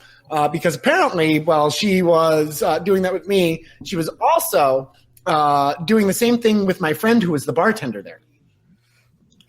All right. And then when he and I hung out one night, because we always used to shoot pool together, because we actually had quite the dynamic duo of running pool tables like it was no one's fucking business. He and I start talking, and it doesn't take long for us to realize, wait, you, me, Aaron? Like we're Eskimo brothers, is what he's saying. Exactly. Yeah, we were Eskimo brothers, and then she kind of flipped the script on me and she said, "Well, I told you I didn't want to talk about that." And I said, "Bitch, I didn't know you were worried about fucking crowd control." And that apparently went over like a goddamn lead balloon because nobody wants to really be put in that situation. Actually, fun little postscript to that. She actually hit me up about a week ago. Just randomly. I didn't even see it in my text messages. I literally jumped on my computer, and it was saved because my back and my cell phone are linked up. She's trying to get that Corona pee-pee, bro. She's trying to get the Corona apocalypse dick.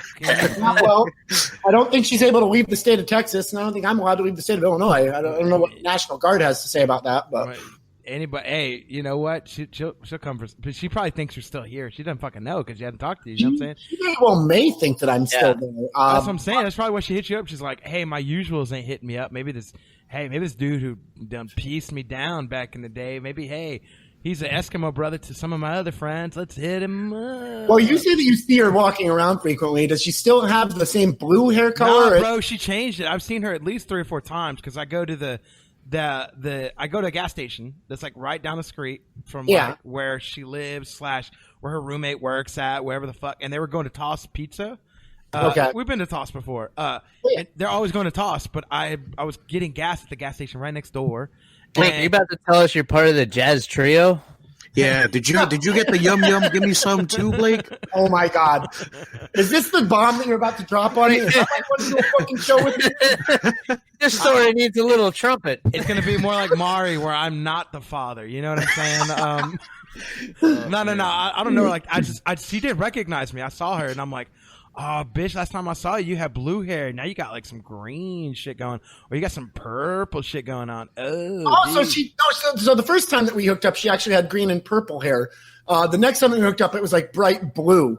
The amount of times that we hooked up, like every time that we hooked up, she had a different hair. It was like a costume change at a fucking Cher concert. Every time it was like a wildly different color. Right, facts on facts.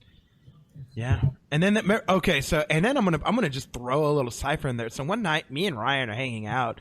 This is last maybe like May or June. We're hanging out on a random Wednesday, and he's like, "Oh, this girl. I'm talking to this girl, and like we've hooked up, and she's old blue haired, whatever." I'm like, "Okay, cool, whatever."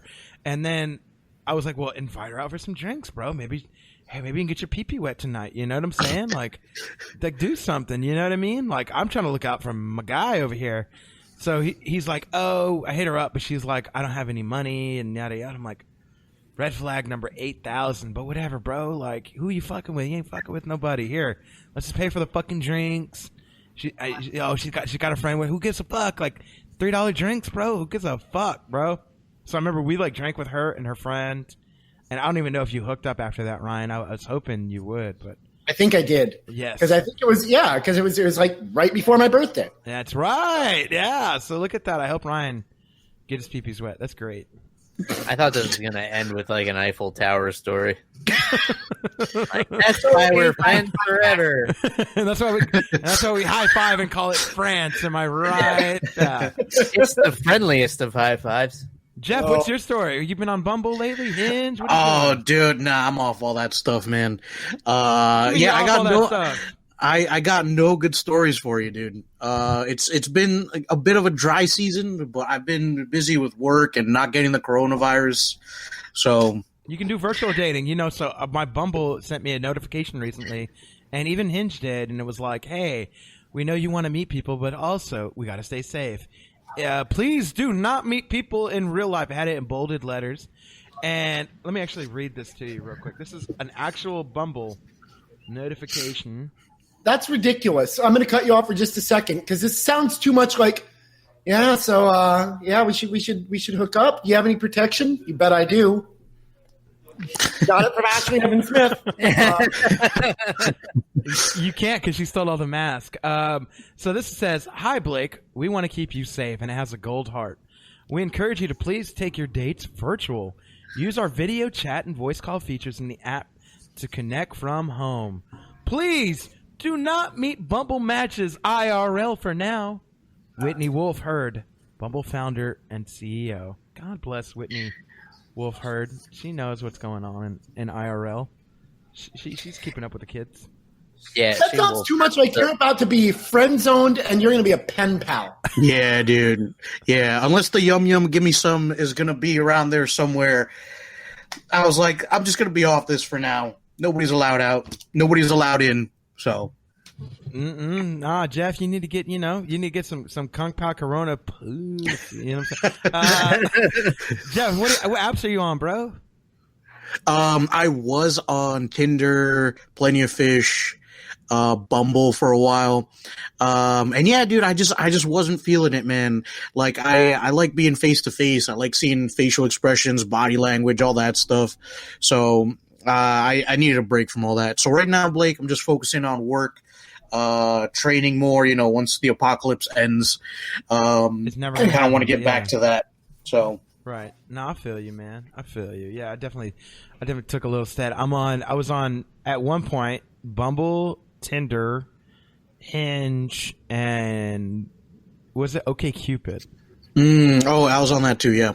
My favorite of the two, my favorite two, first of all, Bumble and Hinge. I don't like Tinder. Tinder got some weird shit going on. Bill, you'd be so happy that you're fucking married. I want to hear I want to hear your story, how you met your wife here in just a second, but be happy. You ain't got to meet shit. You ain't got to meet nobody nowadays. You don't know if you meet a corona zombie. You don't know the fuck is happening, bro.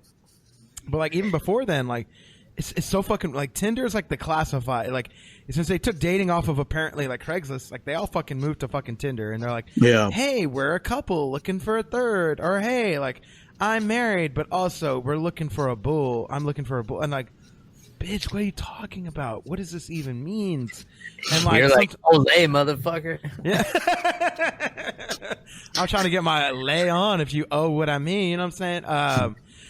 Lay you to your O face. Oh, this guy knows what I'm talking about. But I'll bring the cake. I'm on too much of a roll. But I don't like Tinder. I prefer Bumble. I do like on Bumble. So Jeff's Bill's fucking, what the fuck is the difference? In Bumble, the girls have to write you first. Yeah. You match. So it's like the Sadie Hawkins dance of dating apps. Exactly that. The girls have to write you first. And they have 24 hours to do so. And if they don't write you in 24 hours, then the match kind of disappears. Unless you if it's Ashley Evans Smith, she's not answering her phone. So if you match with her, you're not getting any mats. You're not getting a dresser. You're not getting anything. You ain't getting shit except for a fucking shout out on the Ariel Helwani show, apparently. Fuck. And MMA on the Rocks and Unfiltered Bachelor and Loaded Joes and wherever else we're broadcasting. My MMA news, all the fucking shit. No. Let me go one step further with you. So the editor of My MMA News, Eric Kowal, I reach out to him first when I hear this story. And, we were talking offline about what we do and don't consider to be quote unquote news, right? And I asked him if he had heard anything about this, and he kind of gives me a little bit of the backstory. But he says that in the interest of the journalistic integrity, he doesn't really consider this to be a story that he wants. And I can respect him for that as well. It was what we were talking about earlier. A fucking Twitter response or a Facebook mishap gone wrong is not fucking news. Right? That there are other things, and she even said this on Ariel's show. There are other things that we really need to be worrying about, and I think that's where you end up getting the disconnect between a lot of journalists and athletes. Is people are trying to make stories where there aren't any fucking stories, and it becomes problematic. So I'll tip my hat to Eric on that as well, because this is a story that he didn't really see to be a story. Obviously, because it went on Ariel's show, there are people who seem to think that it's a story, but we kind of debunked that whole thing. I'm saying about 40 minutes ago now, if that live feed ticker is correct. It's one of those things. So I can't really say too much about the story itself, but a shout out to Eric Kowal of My MMA News for always kind of looking at things, and he and I kind of see eye to eye on that. Yeah, and that's super respectable, especially for an MMA site where there's not a lot of news going on right now. So definitely props to him for making that call. But Blake, the last time you and I talked, you had Tinder all figured out, and there's an algorithm, and you're the master of it. So is there an algorithm for these other applications as well? So for Bumble, there's more or less a similar algorithm. So for Tinder, the algorithm works out to, for every swipe you have to the right, you want to make sure you have 3 swipes to the left.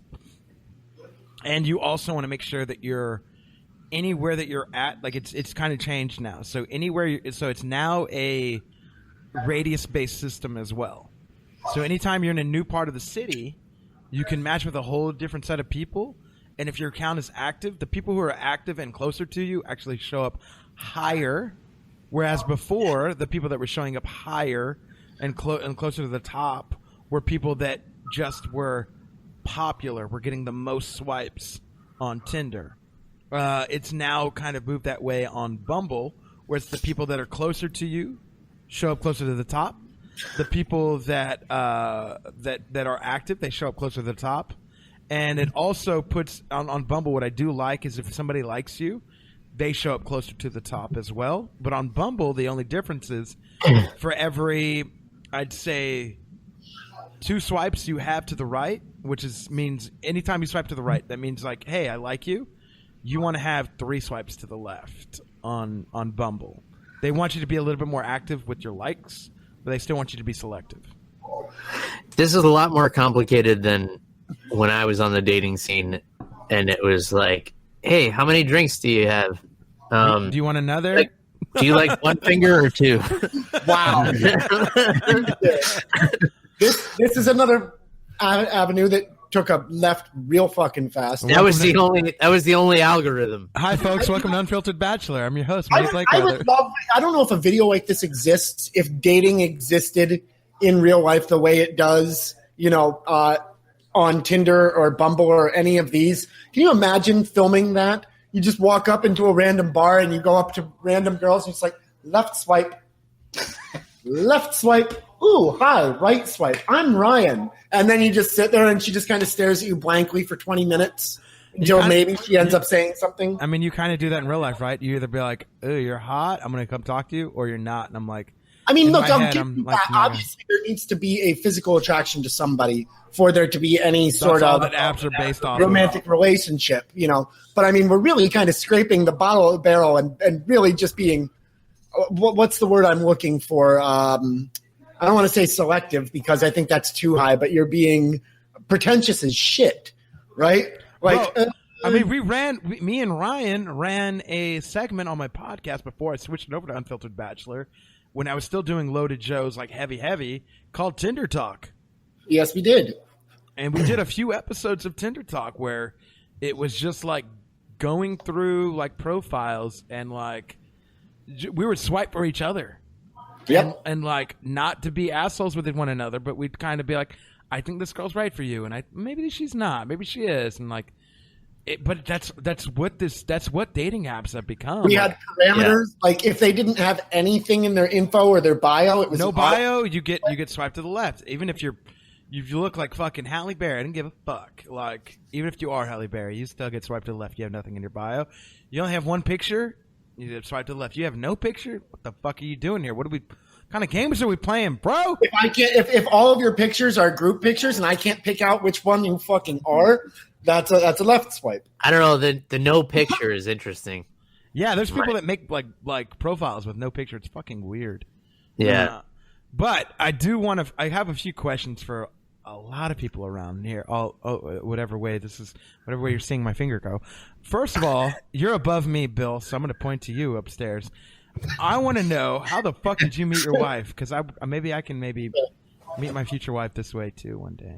Well, you can't, because it was kind of a unique situation. So there used to be an app called Vine, which was not a dating app. Oh, 6-second, 10-second Vine, yeah. Yeah, and within that app, there were people who had like a certain level of popularity or who were really into it, and they used to do like meetups and stuff. It became like a community. So we had both kind of obtained like a certain level of popularity on there and met a couple of times at some of these meetups and just kind of hit it off organically. And then since that time, Twitter owned Vine and they sold it, and it just kind of crumbled, and it had become, I guess, TikTok is what the kids are doing now, is the closest thing to it out there. But facts.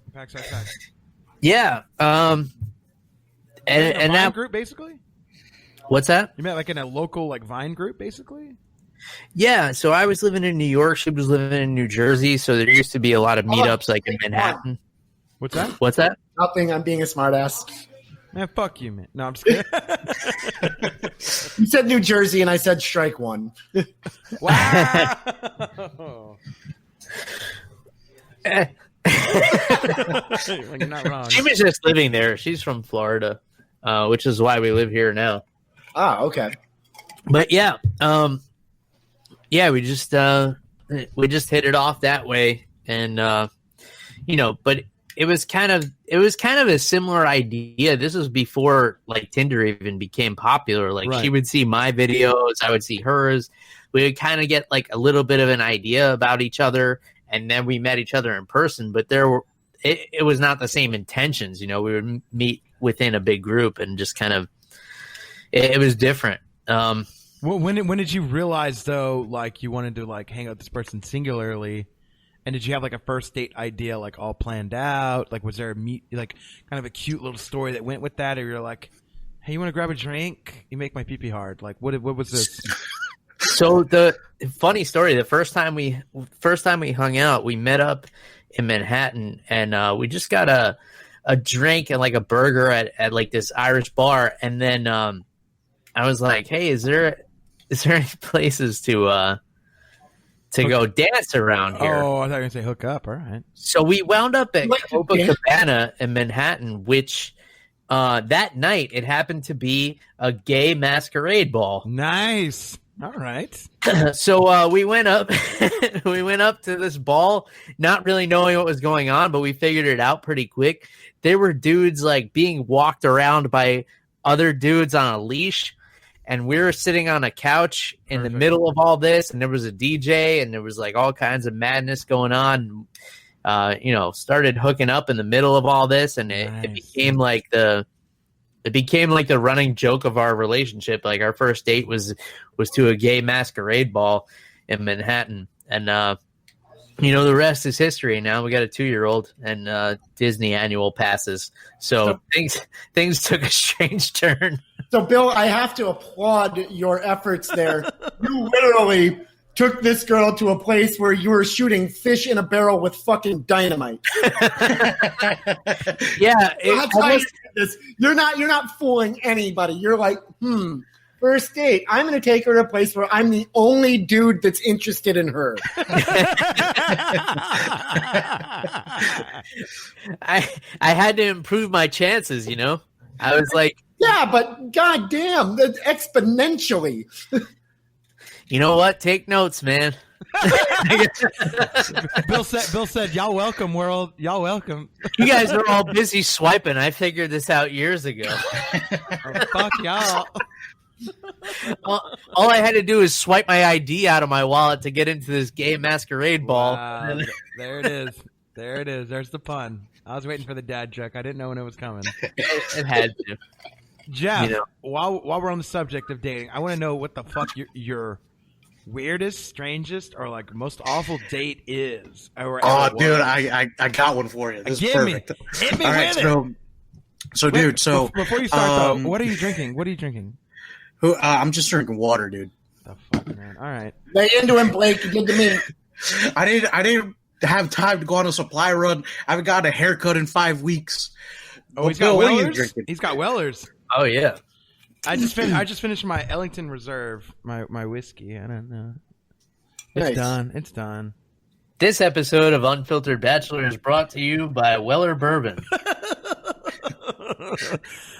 All right, go ahead, Jeff. I'm sorry. All right, so when I was in college, and even like the year after I finished college, I was working at a gas station. Bill knows this, and one of my coworkers, he was going out with girls in Jersey City because it was easy and stuff. Because they're easy, yeah. So he goes, dude, I have this one girl. She's crazy hot, but one of my boys, I went out with her because she's got a girlfriend. It didn't work out because my boy was being a dumbass. Like, he was just being mad disrespectful. You're a good dude, so I need your help, like, for me to go out with this hot chick. So I was like, let me see pictures of her first. So he shows me pictures of this chick, and I'm like, all right, this chick is considerably hot. So I want to. Can I pause real quick? How the fuck? This probably happened like 30,000 years ago. There was some caveman. He's like, bro, I'm trying to hook you up with my friend. This girl, like, it's my girlfriend, but she's got a friend. And he's like, bro, show me a picture. And so would he chisel like a picture in the cave of like? She kind of looks like this. Going clubbing had a different meaning back then. Continue though, Jeff. I had to throw that in. I'm sorry, dude. So I'm like, all right. Depending on how hot the girl you're trying to get with is, I'll consider because I'm thinking this is probably going to be a grenade. So I'm thinking I'll jump on this grenade depending on how hot the girl you're trying to get with is. I love the lingo because I'm a huge Jersey Shore fan. Keep going. Yeah, so he shows me the pictures and I'm like, oh wow, she's hot. So I'm like, all right, I'll help you out. I'll help you out no matter what this other girl looks like. I haven't seen this other girl. So my buddy doesn't have a car, so we have to go in my car. So we pick these chicks up like after work because they had this weird job making textbooks. So we have to pick them up from like a factory. Damn. Did she smell yeah, like paper? Dude. No. An episode of Laverne and Shirley, but yeah. So we picked these girls up, and we're drinking and stuff. And the girl that I'm supposed to be hanging out with, she's wearing sunglasses. So I'm like, dude, it's the middle of the night. Like it's like 9-10 o'clock at this point. But she wears her sunglasses at night. It was Tony Ferguson. Plot twist. Bill, I would have been better off if it was Tony. Woof. I want to hear the story. Keep going though. Keep going. So we're like trying to figure out what to do, and I'm like, listen, nobody's really talking. These chicks are probably hungry. Let's go get food because I'm hungry. Dude. I don't care what these chicks want. I want food. So we go to this restaurant. And she's having a hard time reading the menu with her sunglasses on. So I'm like, all right, what if you like take them off? Do you think it'd be like the lighting would be a little better? And then she takes off her sunglasses, dude, and her eyes are looking in two different directions, bro. Oh no, dude! No, one's looking at one is looking at my face. The other eye is looking at the menu. Bro. No, that's like on the table. I was like, bro, she got shark eyes. Yeah, dude. She had the hammerhead eyes going on. No, she got lizard eyes. Two different directions. So I'm like fully dude, looking at each ear. No, but like she's cross-eyed, but like one's dude. So it looked like like over here, and then the other one's like I'm kind of looking at you over here. Yeah, like one was looking at like my square, the other was looking at your square, Blake. Like that's the situation we had here. She was like Steve Buscemi and Mr. Deeds. Yes, crazy eyes. We call it crazy eyes. Yeah, dude. It's like Steve Buscemi. That's an awesome example. We call that a situation. We call that a situation, Jeff. So I'm looking down, and I'm just like... You're looking at crazy eyes like, girl. Yeah, dude. My buddy's name is Mo, so I was like, Mo, the hell did you get me into, man? I'm like, I didn't agree to this. I said I would help you out. This is as far as I go, man. So dinner finishes up. I'm like trying to be nice. At this point, I kind of stopped talking because I'm like, I can't do this right now. Like, I don't know where this chick's looking. I don't know what I should be looking into to make sure I'm being looked at. Oh my god. So I'm fucking dead. So, dude, we drop them off and everything. The next day, we have to work together. So I'm like, Mo, dude, Mo, you let me down, bro. Like I was willing to help you out, man. But there are two things that I require. One is a pulse, and even that is optional. And the other one is that she's got to be able to make eye contact, bro. Like that's the only thing. But so but wait. You fast forward a little too fast. Did you hook up with her? No, absolutely not, dude. I thought you were going to say absolutely not. And like there was a point where like it was just me and her in the car, and I was just like, well, I gotta work, so I'll call you sometime. It's getting fucking late, bro. Like yeah, he's like looking at his watch. He's like, you ain't got to watch on. He's like, that's how late it is. I forgot to put it on.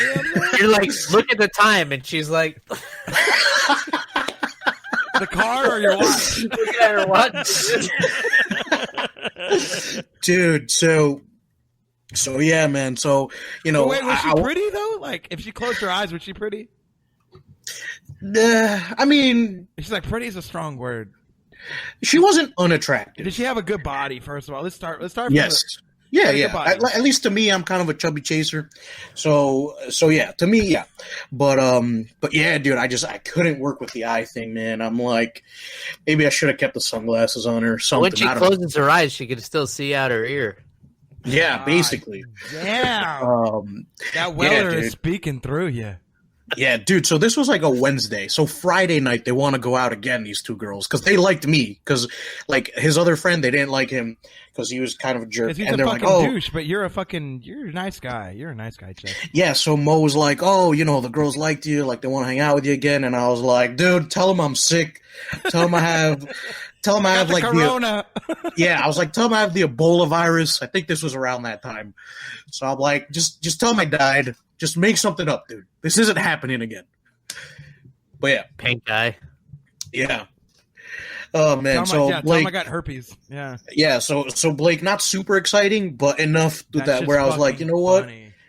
I'm gonna take a break for like 3 years from dating and helping out my friends. So Yeah, 1 year because it's just need necessary. The other 2 are one for each eye. Like yeah, dude. Dude, I'm still trying to stand on her head to put her contacts in. Oh man.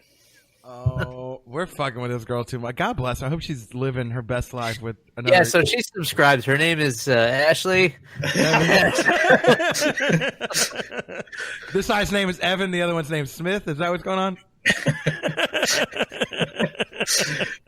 Ryan, I need a weird, fucking awful, bad date story. I thought I need gave another one because we got one from Ryan already. Yeah. You gotta hit me with a different question. Oh, okay. So it's my turn to go in. Is that? Hey, Blake, we need a weird, fucking awkward dating. Hey, really? Blake? For real? Wait, let me pretend I'm Jeff State. Blake. Oh man. Oh my god. So you know what? For the longest time, and the reason I asked this question is because for the longest time, I had gotten this question, and I would always answer it with, you know what? I've never been on a bad date. Like, I can't remember the last time I was on a bad date. Like, I've been on, like, almost 30 first dates. Like, I've never been on a bad in the last year and a half. Like, I can't remember the last time it was a bad. I remember one time where, like, me and the girl were just kind of, like, struggled to have a conversation, kind of went a little hour too long. I'm like, that's the worst it was. Like, we weren't, like, we didn't, like, it was nothing weird. But then I thought about it.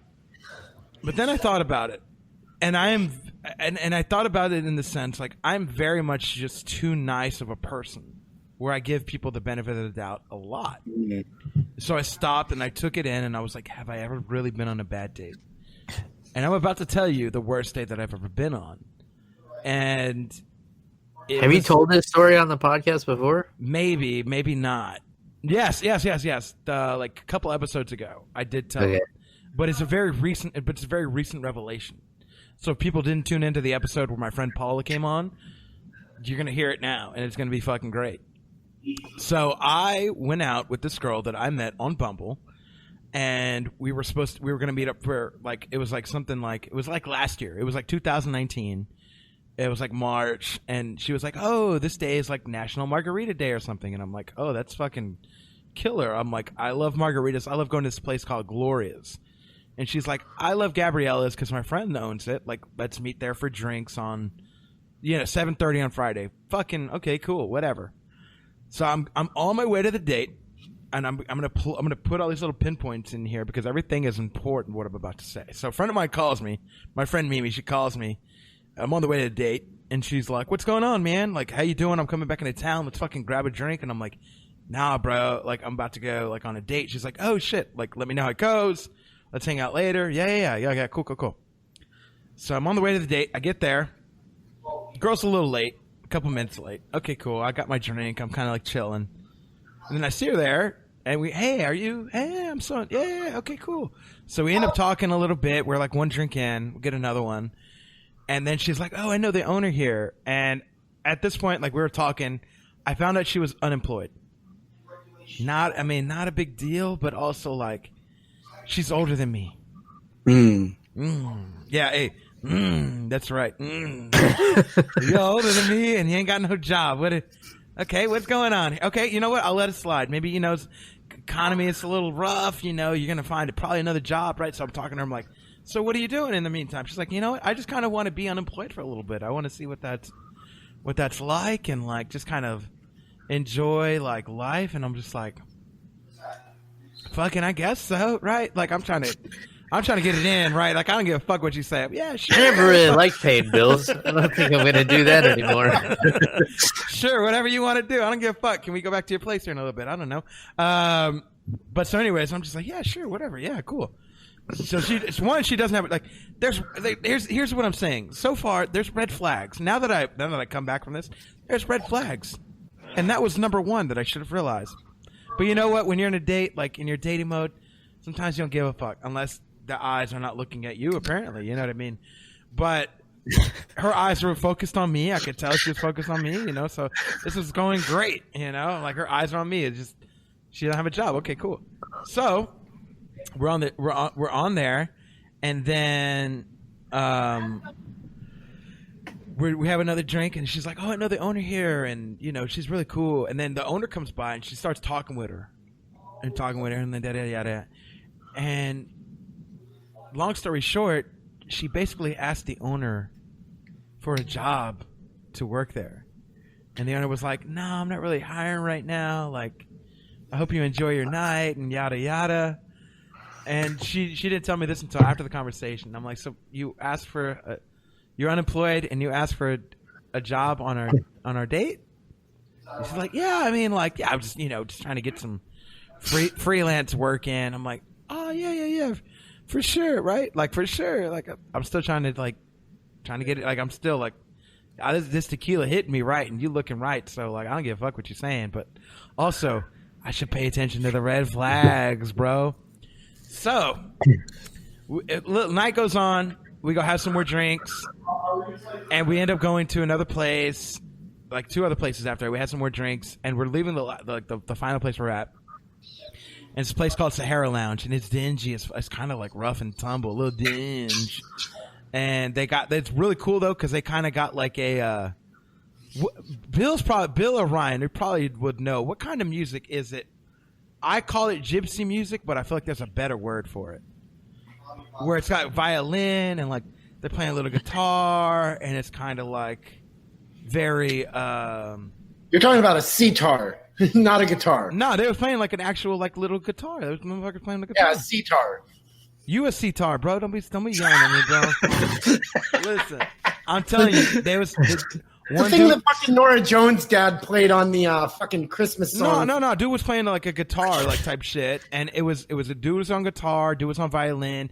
They had little headbands on. Like it felt like I could only describe it as gypsy music, but I know that's not the right word. Let's just go with gypsy music. Yeah. All right, we'll call it gypsy music. So they're playing some gypsy music, and there's a few drinks in, and then she's just like, "Hey, like I want to keep drinking after this, or maybe we get some food." I'm like, "Yeah, facts, but also."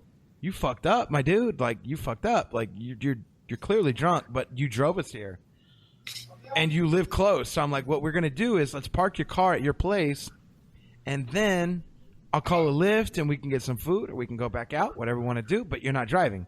And she's like, okay, cool. So we drive like a 2-minute drive back to her place from this place, and she's like, I gotta go pee real quick. And I'm like, okay, cool. Like we can go up to your apartment, whatever. She's like, no, there's bathrooms right next to the pool, and I'll just go in there, and then like we'll bounce out. Cool. So I went into the little, you got to buzz in because it's a fancy ass apartment. You got to buzz in to even get close to the pool. And there's two fancy ass little bathrooms there. I know because I went to the guy's bathroom. That shit like some fancy shit, like you see like a steakhouse, like or something like that. You know what I'm saying? Fancy ass bathrooms. So I come out, I'm like just chilling, smoke a cigarette, I'm chilling, smoke like 2 cigarettes, I'm chilling. My buddy hits me up and she's like, "Hey man, where you at?" And I'm like, I mean, I'm still on this date, bro, but like, I don't know what's going on with this. And she's like, "Well, what's up?" And I'm like, "Well, this girl's been in the restroom. It's been like 12, 15 minutes now. I'm gonna be honest with you. I don't know what's going on." She's like, "Dude, go check on her. Have y'all guys been drinking?" I'm like, "Yeah, we probably had like 7 drinks now." And she's like, "Dude, she's probably passed out in the fucking bathroom." And I'm like, "Yeah, you're probably right, my dude. Like, let me go check on her."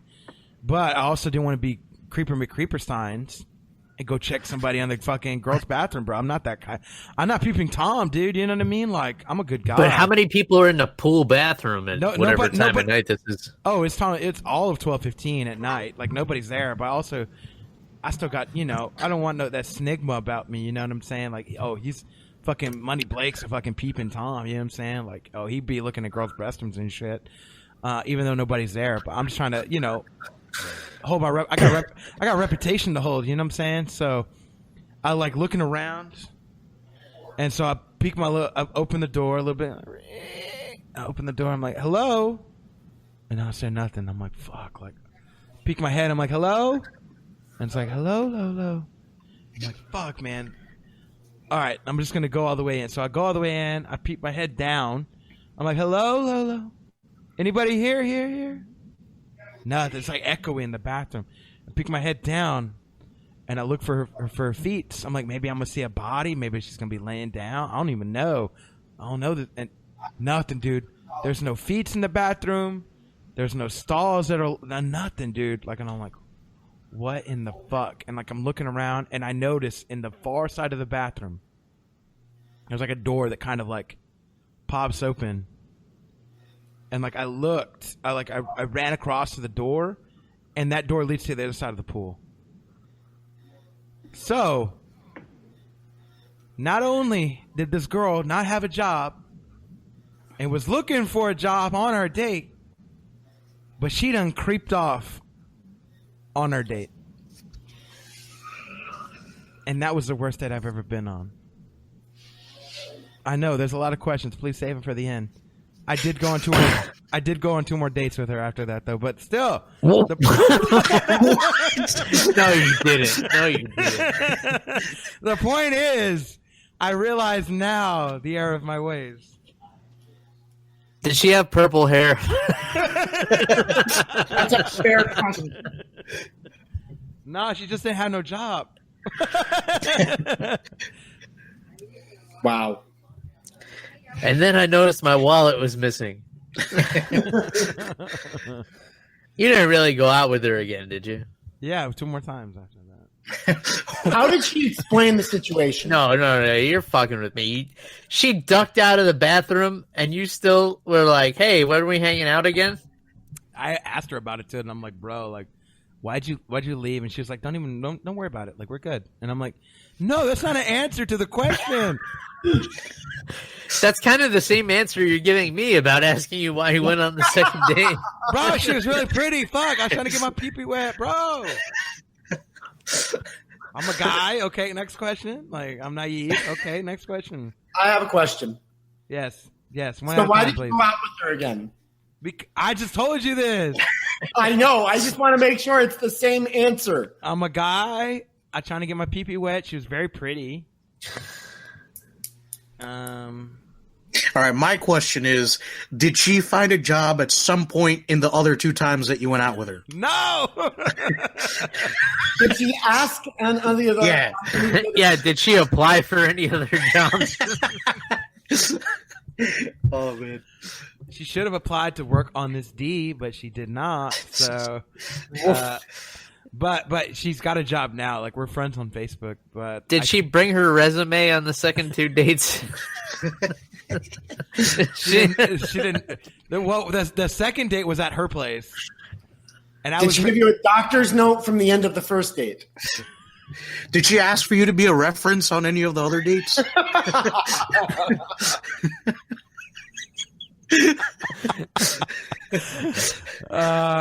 Creative at finding exits. She was applying to be a firefighter. Oh, man. I'm fucking dead. I'm dead.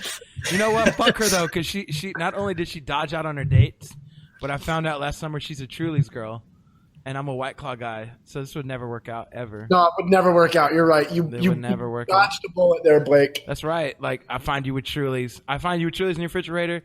We're fucking done, dude. Nah. Fuck you. You might as well be a fan of Ashley Evans Smith, dude. Well, you know what, Blake? I've got an idea for you, and this is actually going to not only appease your expansion of dating profiles, but it's also probably going to appease your grandmother. I'm going to sign you up for ChristianMingle.com, and then you run a lighter risk of actually having a girl bail on you in the tail end of a date. I almost feel like those girls are crazy as fuck. Like they probably like are gonna do something strange for a little piece of change, and I know I'll make them holler for $1. You know what I'm saying? Yeah, because what if they're on there for the same reason? They want peepees. Okay, end of question. Like that's all they want, but with forgiveness. They want peepees with forgiveness. You take them out on Saturday, and they still have time to get home and go to church on Sunday.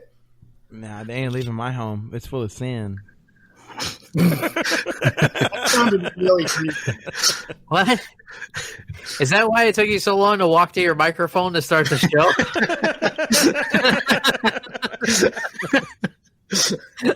Who are you talking about, me or Ryan? Because we're both Catholic. X. Oh, you were the one that was late. Ryan was on time. Yeah, I was eating tacos, bitch. What are you talking about? What? Why does it take half an hour to eat tacos? Did you go out the back door of the bathroom? So I'm gonna be honest with you. I'm gonna start the beginning of this from this. I went to go pick up some tacos, and then I went to a place called Taco Cabana because they had $2 margaritas. I went there. They sold out of the margaritas. So then I was like, I guess I get a daiquiri. And they're like, sir, you have to order food. And I'm like, damn, it's like that. Okay. Let me get a quesadilla and a small chips and queso. And then it took them forever to make the goddamn quesadilla. And then I get home and I'm like, bro, I ain't even going to enjoy my tacos. Or I don't even want this quesadilla right now. I'll feed this to a homeless man that's hanging out with John Jones. But, you know what I'm saying? Like, I don't want none of this food. I just want the goddamn daiquiri. That's what I was drinking. If you notice, I had a little pink drink in this cup I was sipping on earlier. That was full of alcohol, sir. But yeah, but it's a daiquiri, so it's barely alcohol. No, they give you an alcoholic, like they gave me a little. Where's my Bacardi? A little Bacardi bottle. I already threw it away. You put it in there. You make it yourself. It's like a DIY. It's like the IKEA of making drinks, right? But you just do it at home. You being a bartender. Yeah, exactly. And that's what I did tonight. I was bartending myself. So how many times did you feel like throwing it out the window while you were putting that drink together? Because that's how I feel with IKEA furniture.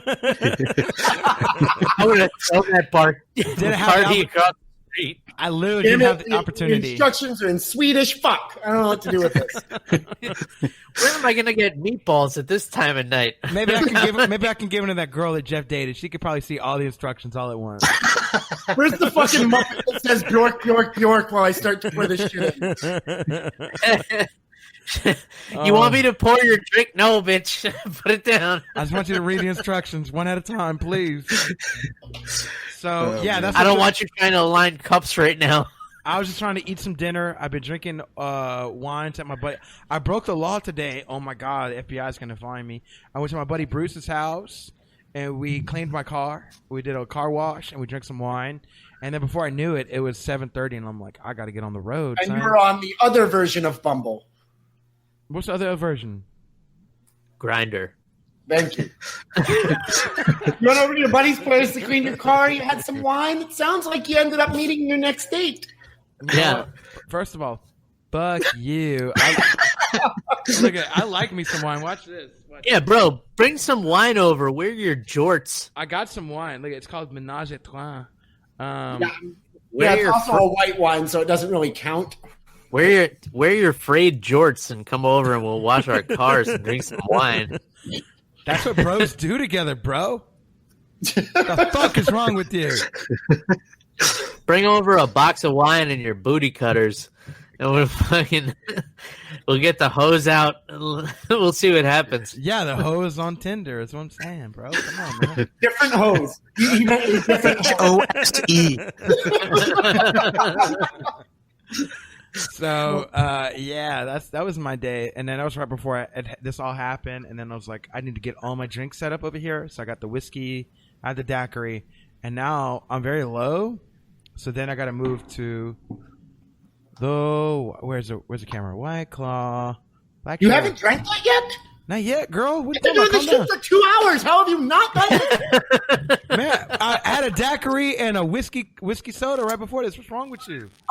And tacos. So you're like negative scale on the blood alcohol content. Nah, bro. I've been drinking before you was born, bro. I'm older than you. Okay, then. Next question. So you were late because you were at a self car wash drinking wine. Then you went to get tacos twice. One place was sold out of margaritas, however that happens. It's Texas, bro. They sell out of margaritas in the quarantine. So you bought a daiquiri and then got home, put up this studio that's sitting behind you with this soundproof wall. It's not out of the realm of possibility. And then 2 hours later, here we are, still talking somehow. Okay, I thought this podcast would last 25 minutes. To be honest. I didn't. I knew it was going to last for a while. That's why I wanted to get all the fucking people on. Because you know what? We're in a quarantine situation, and people are like looking to just talk to people about some bullshit. And in this case, it just happened to be about MMA and dating, which is what my whole life is about. But nobody's going to get to the dating. Stories of dating.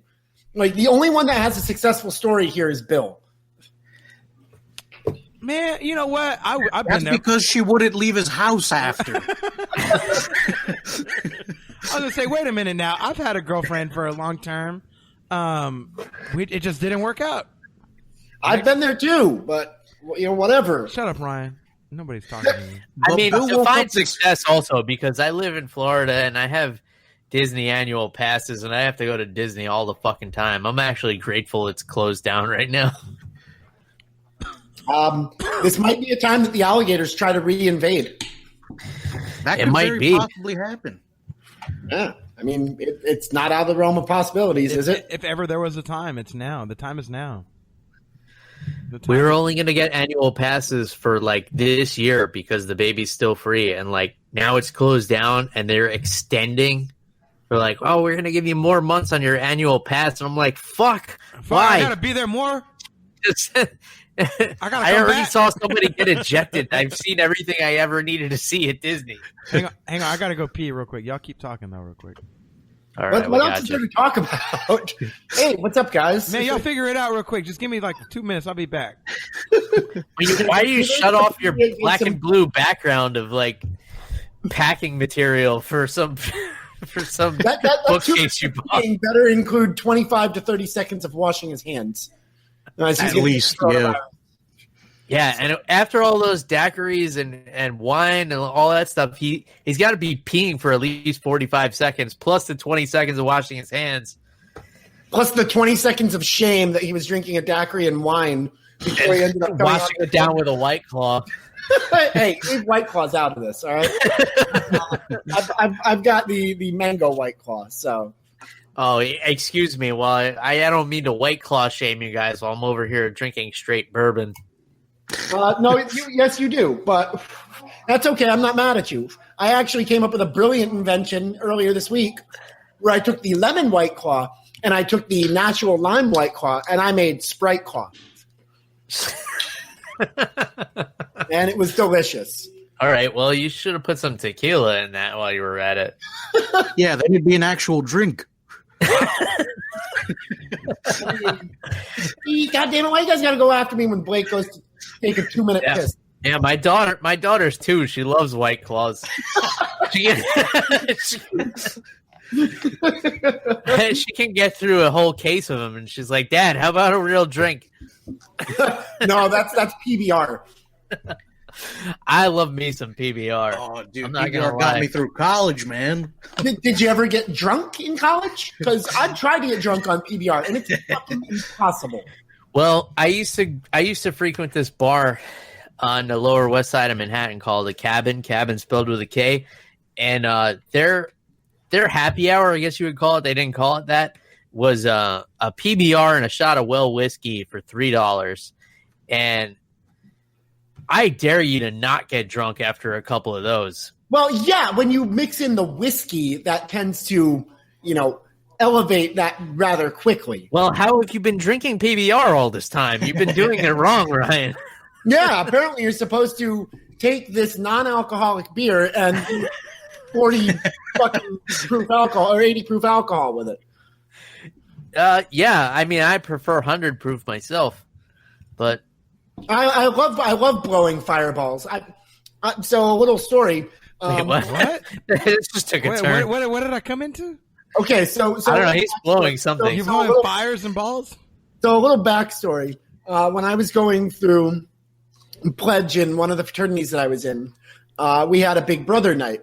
And my Big Brother night included the fact that we had to take shots of 100 proof, I want to say it was rum, before we ended up taking a guess as to who our Big Brother was. And if you got it wrong, you had to take another shot. Like 151 type shit? Yeah, but they lit them on fire. Well, when you end up guessing incorrectly more than a few times, which happened to me, at one point when you go to blow out the flame on the next shot, you blow a fireball. It was kind of cool. But I was also terrified that I was about to, light everything of me on fire. Gotcha. All right. You should have just drank the fire, and you wouldn't have to worry about it.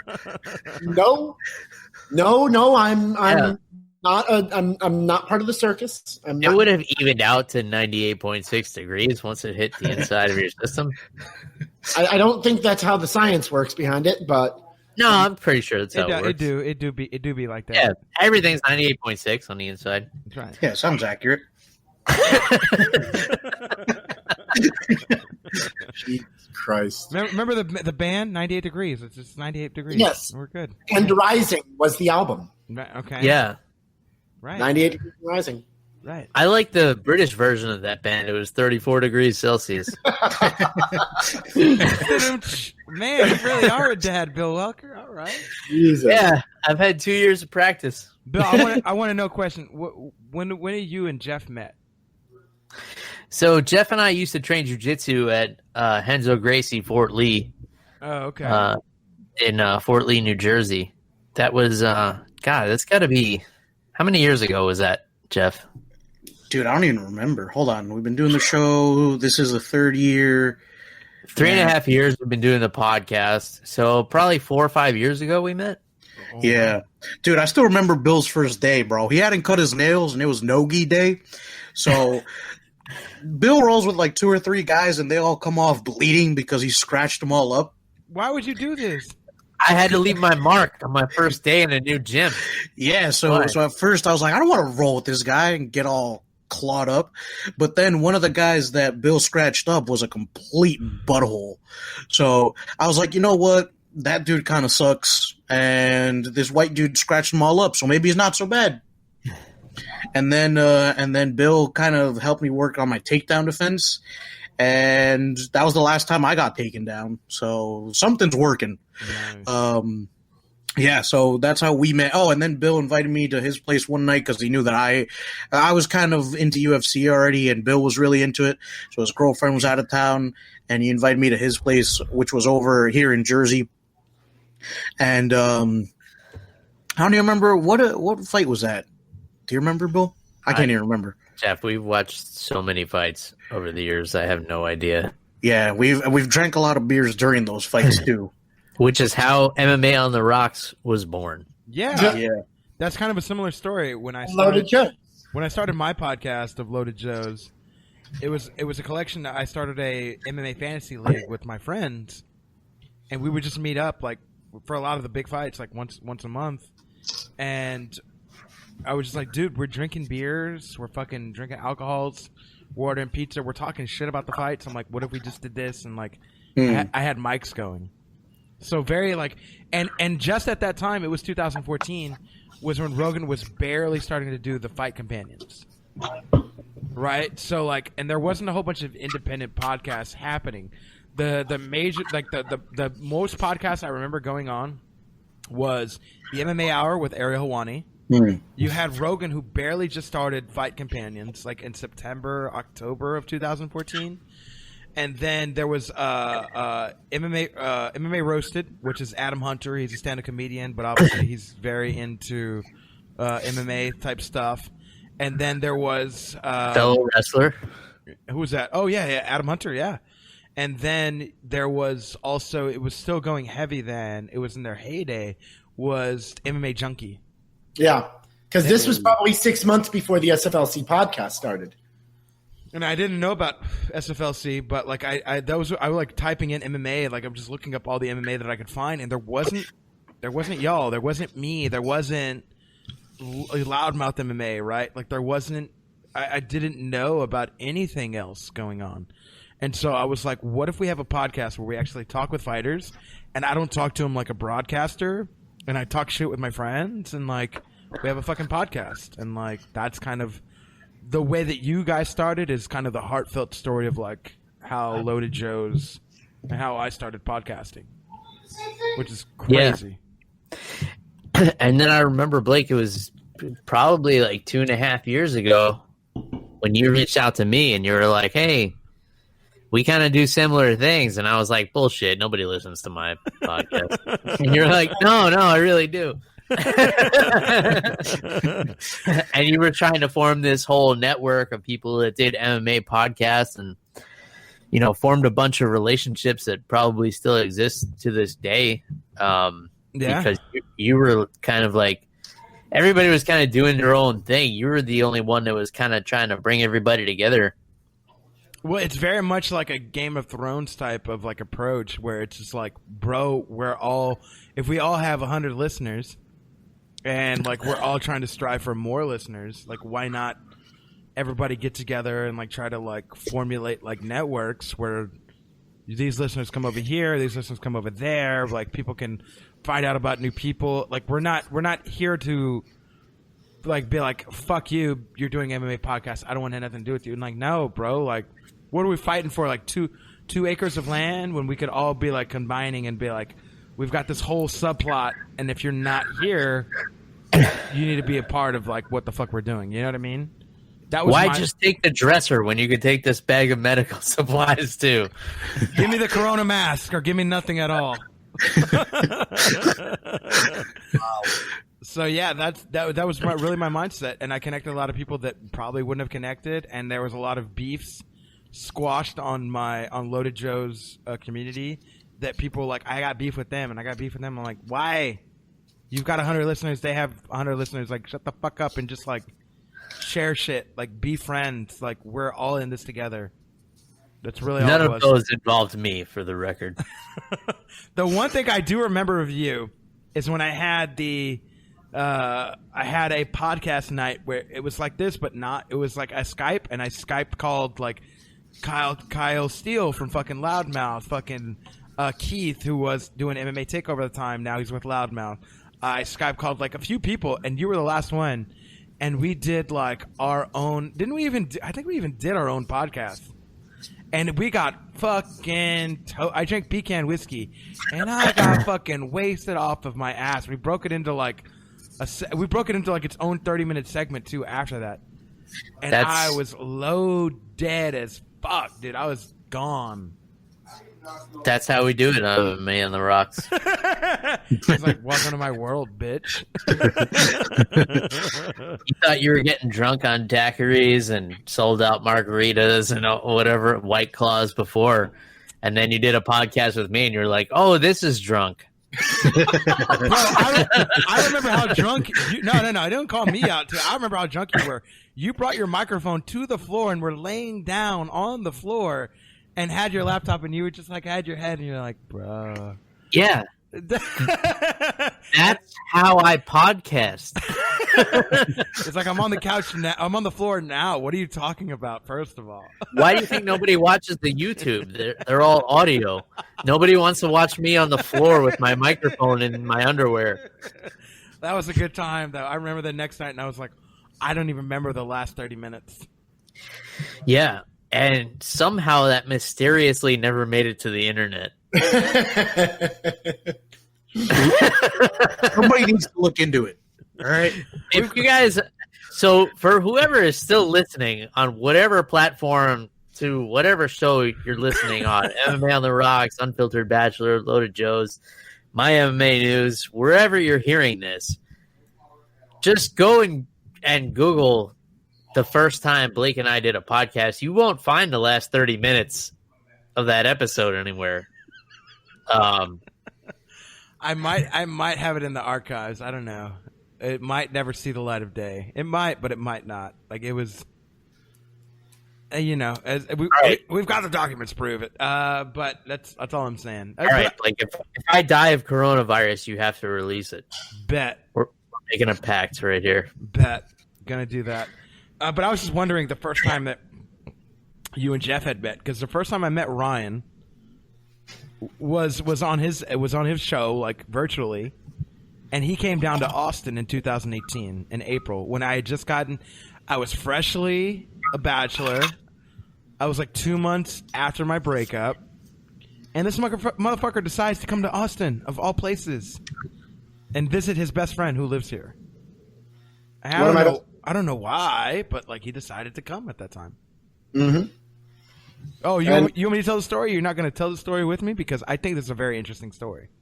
I mean, there are so many stories with you and I of hanging out and watching fights. And no, we ain't watched no fights that night. Do you want me to just tell the story, or are you going to wait? What? Input? Yeah. He's like we ended up going out to what they call Dirty Six. Wait. No. Even before then. All right, you guys get into this. I'm going to pee break right now. Yes, well, pee break real quick. You go ahead and tell it then. So here's what Jeff is listening. Jeff is very intrigued. I can tell Jeff. Bill clearly. Yeah, I'm leaning forward. I'm like leaning. Got my elbows on the table. I need to know.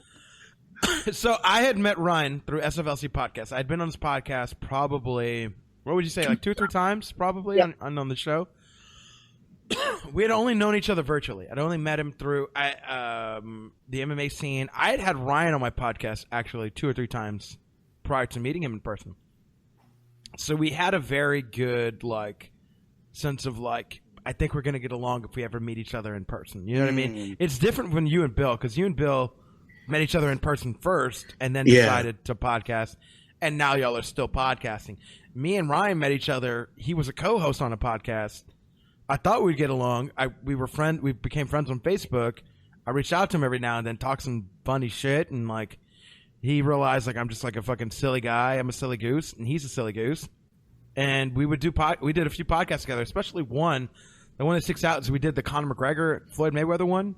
Oh, that one. Yeah. That one got a lot of plays, and it was just because like that's when I realized I'm like me and Ryan really got like some like we've got some sparks here, just probably in the same way that like you and Bill the first time you realized like, oh, we talk and we do some chat. Oh, there's some shit going on here that's like bigger than just like we just have a convo about fighting.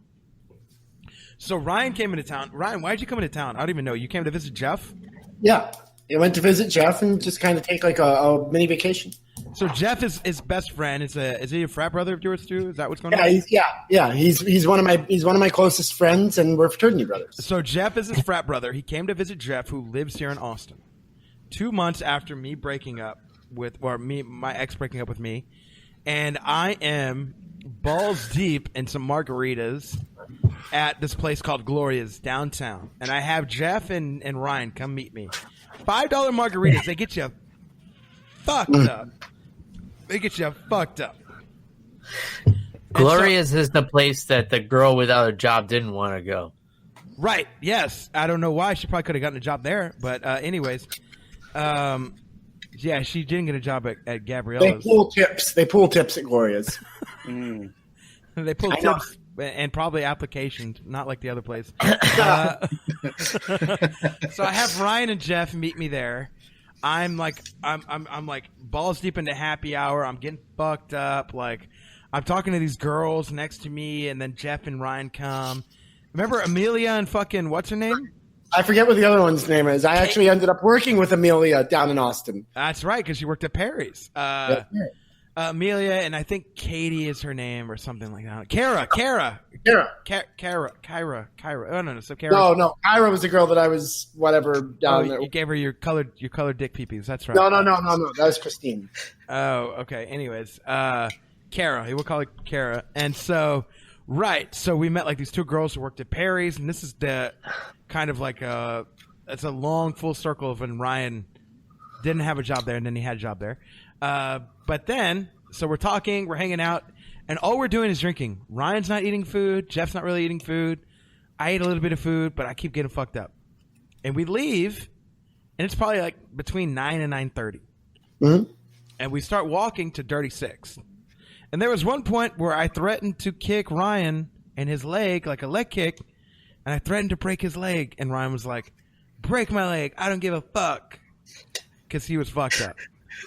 And like Jeff was like, yeah, I'll let you break his leg. I don't give a fuck. But then he's like, wait, no. If you kick him and you break his leg, I got to carry him. I don't want to do that. So we're on West 6th. And just to break it down, 6th Street is a long street that goes from the highway all the way to like another highway. We're on the mid side of it where it's kind of a little cleaner. But the further you walk east on that street, it becomes a thing called Dirty Sixth, which is it's Sodom and Gomorrah over there, bro. There's probably toots over there. What is a toot? A prostitute? There's probably prostitutes over there. There's so many bars. Downtown UT's drinking scene. Yeah, and it's just one street full of like 40 bars, probably. And so Brian's like, I want to fucking go to 6th. And we're already wasted. And then he's like, I also want to get a tattoo. And we're like, what in the fuck is wrong with you, bro? You're fucked up. I'm fucked up. We're all fucked up. So all I know is Ryan takes off. I have no idea where the fuck he goes by the time we get to Dirty Six. Jeff's with me. I want to get a donut. I don't know why the fuck I want a donut. It's 10:30. Why the fuck I want a donut? They only take cash at this donut place. It's Voodoo Donuts, for those who don't know. We have a Voodoo Donuts. They only take cash at the time. I ain't had no cash. I'm standing in line like a fucking schmuck. And then I'm like, I gotta go pee. So I try to go to the restrooms. The restrooms, they lock them after 10 o'clock for good reason, for people like me. So I walk in the little hallway. They somehow have an upstairs. I don't know what they have an upstairs. So I go upstairs. It leads to an attic that has nothing. All the lights are off. So you know what I do? I fucking pee in the attic. Nice. And I'm walking down, and Ryan's like, oh, no, Ryan wasn't there. Jeff's like, where the fuck are you? And then he's like, I found Ryan. And I'm walking backwards, peeing on steps. In the fucking Voodoo Donuts. And granted, this is the first night Ryan's ever met me in fucking person. Yep. I am everything that I said that I was. I'm an alcoholic fucking MMA lover that fucking talks shit. That's the fuck I do. That's the fuck I do. I pee at fucking Voodoo Donuts at 11 o'clock at night.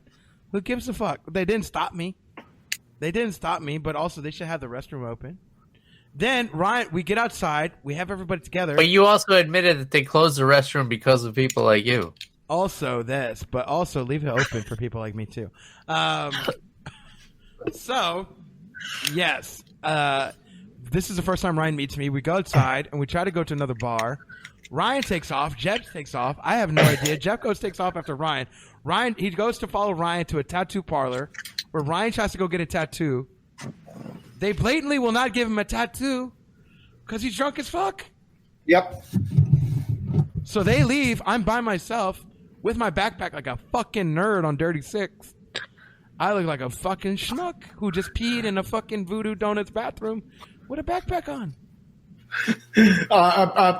Voodoo Donuts stairwell. Yeah, Voodoo Donuts stairwell in the attic, too. I peed in their attic. My DNA's all over that place. Wow. So that was the first time Ryan ever met me. So it's a different story from you and Jeff. That's why I just wanted to know, Bill. That's all I'm saying. Yeah, it's a little different. Well, because Jeff actually, when he caught up to me and I said that I wanted to get a tattoo, he said, okay, fine. You go and convince them to give you a tattoo. Fine. I'll do that. Knowing full well that they aren't going to give me one. Oh, Jeff knew. Huh? Oh, Jeff knew. Yeah. So, I go in there and, I talk to them and tell them this is what I want. And they're like, well, come back tomorrow. So they were very polite about it. But clearly it was... You weren't getting a tattoo that day. No, it was not happening. Bro, if you were in Florida, they would have been like, come on, sit down. Next time you visit Bill, and he probably won't pee in a Voodoo Donuts, and you might get a tattoo. That's a long story of that. No, I'm still worried about Carol feeding me to a tiger. So, I haven't even watched the Tiger King shit. Bro, you have to fucking watch it. Yeah, dude, it's the show of our generation, bro. They say that with every fucking show. Last year they said that with fucking Firefest and shit like that. Every year is a fucking new shit. It's actually it's the same people that did the Fire documentary, and that's why I watched it, is because that documentary is really good on Fire. But I don't know if you know what Fire is, but it was supposed to be this out of this universe concert. Yeah. Yeah, so it was supposed to be this giant like concert. It was supposed to be like Coachella, but then they got closer and closer to the date of the concert. I watched the documentary. They ain't had shit ready for nobody. Yeah, dude, they didn't have anything, bro. And then people actually showed up, and they had to like set up tents to put them in. They had a bunch of wet cots. FEMA tents with wet cots and grilled cheeses. Barely, not even grilled cheese, just cheese sandwiches. They had the same reaction Jeff had when his date took off her sunglasses. What the fuck? Yeah. And the same reaction that Blake had when his girlfriend ended up, piecing out through a side door. Bro, she's not my girlfriend, bro. We don't even date no more, bro. I don't even know this girl. Wow, she snuck out the back door of the pool bathroom. I need to call her up twice more. And she ended up shitting on my podcast. Actually, let me read this. What? To you. Wait, like she was on the podcast while she was taking a shit? She listened to my podcast. And then left you a bad review? Well, but it's not a bad review like IRL. She sent me a text. Let me read this text to you. I just listened to one of your quote. Oh, you got this shit handy. You were ready for this. I think you had been waiting for us to ask you this question. This is your lock screen. I just listened to one of your quote podcasts. It's in quotes. YouTube ? And I'm just more not interested. Yesterday was a super bad taste in my mouth. I think you are superficial for a guy that doesn't have superficial tendencies. The mention of quote girl on your quote show many occasions shows you do not date women. Also, the lack of sex positivity and women empowerment in your quote podcast, toxic masculinity underlines all discussions. I wish you well in future endeavors and give you super permission to blast me on your quote show for no reason at all, but we weren't a good match. It sounds like she fired you. Oh, like Donald Trump, you fired. At least it wasn't an actual review. Yeah, she just texted it to you. I mean, I didn't take it serious. She didn't have a job, so I didn't take that serious. But bro, you pulled that text up quick. Like, hey man, I'm Unfiltered Bachelor. I got all kind of shit. Yeah, I got the receipts. You know what I'm saying? You got a screenshot of that as your lock screen. You just hold up your phone. It's just there. Hanging on to that shit. She said it. She gives me super permission to blast her, so that's all I'm doing. Well, feel free, man. If she gave you permission, it's all good here. She can say whatever she wants after you called her back when she snuck out the back door of the pool bathroom. I don't know the fuck I was doing, bro. I was a different man then. I was thirsty as fuck then. I was, She was like, I didn't know how else to get rid of this guy. I tried applying for a job while we were on our date. I told him I was unemployed. I tried just pounding margaritas. That didn't work. So all she had to do was just insult Conor McGregor or Floyd Mayweather. That would have been enough for you. Fuck you, Ryan. I'd have fucking left real quick. So I'm right. I'd have been a check, please. Blake would have found the back door of the pool bathroom. I'd have found the back door. Fuck all that. Man, this has been great. This is 2.5 hours, huh? This is way longer than I think Bill thought we were probably going to go. Yeah, I thought maybe 35 minutes. Pissed. What's that? What was that, Ryan?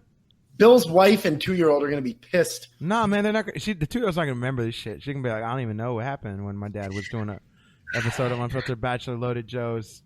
No, but you know what? I guarantee she is going to do? Wake me up at 6:45 in the morning, like she does. That's happening in just a few hours, huh? Yeah, that's happening. It happens every day. She's a human alarm clock. I've tried everything. I tried let's take her to the park and tire her out. I think I'm just building an endurance athlete. It doesn't matter. Keep her up late. It doesn't matter. 6:45 every day. Sometimes she'll sleep until 7:15. Fuck it. YOLO. That's what she says. Wow. That's what she says. But yeah. I say we let it go. I say we let it go, man. It's been 2.5 hours, and I think that's let it go. Let it go. You can't hold us back anymore. Ain't that right, Ryan? Just like that girl with the crooked eyes. She can't hold us back anymore. You know what I'm saying? Well, luckily everybody stopped listening an hour and a half ago. They let it go way back then. You know what I'm saying? Yeah. Oh God, yeah. I think that's a good, pretty wrap up on the show there, Bill and Blake and Jeff. That's it's definitely a loaded podcast. Heyo. Yeah. This was a good time for MMA on the Rocks, for Loaded Joe's MMA podcast, for the Unfiltered Bachelor, for my MMA news, for Blake, Ryan, and Jeff. I guess we'll sign off. So until next time, cheers, everybody. Cheers. Goodbye. Cheers. Peace. And we're offline.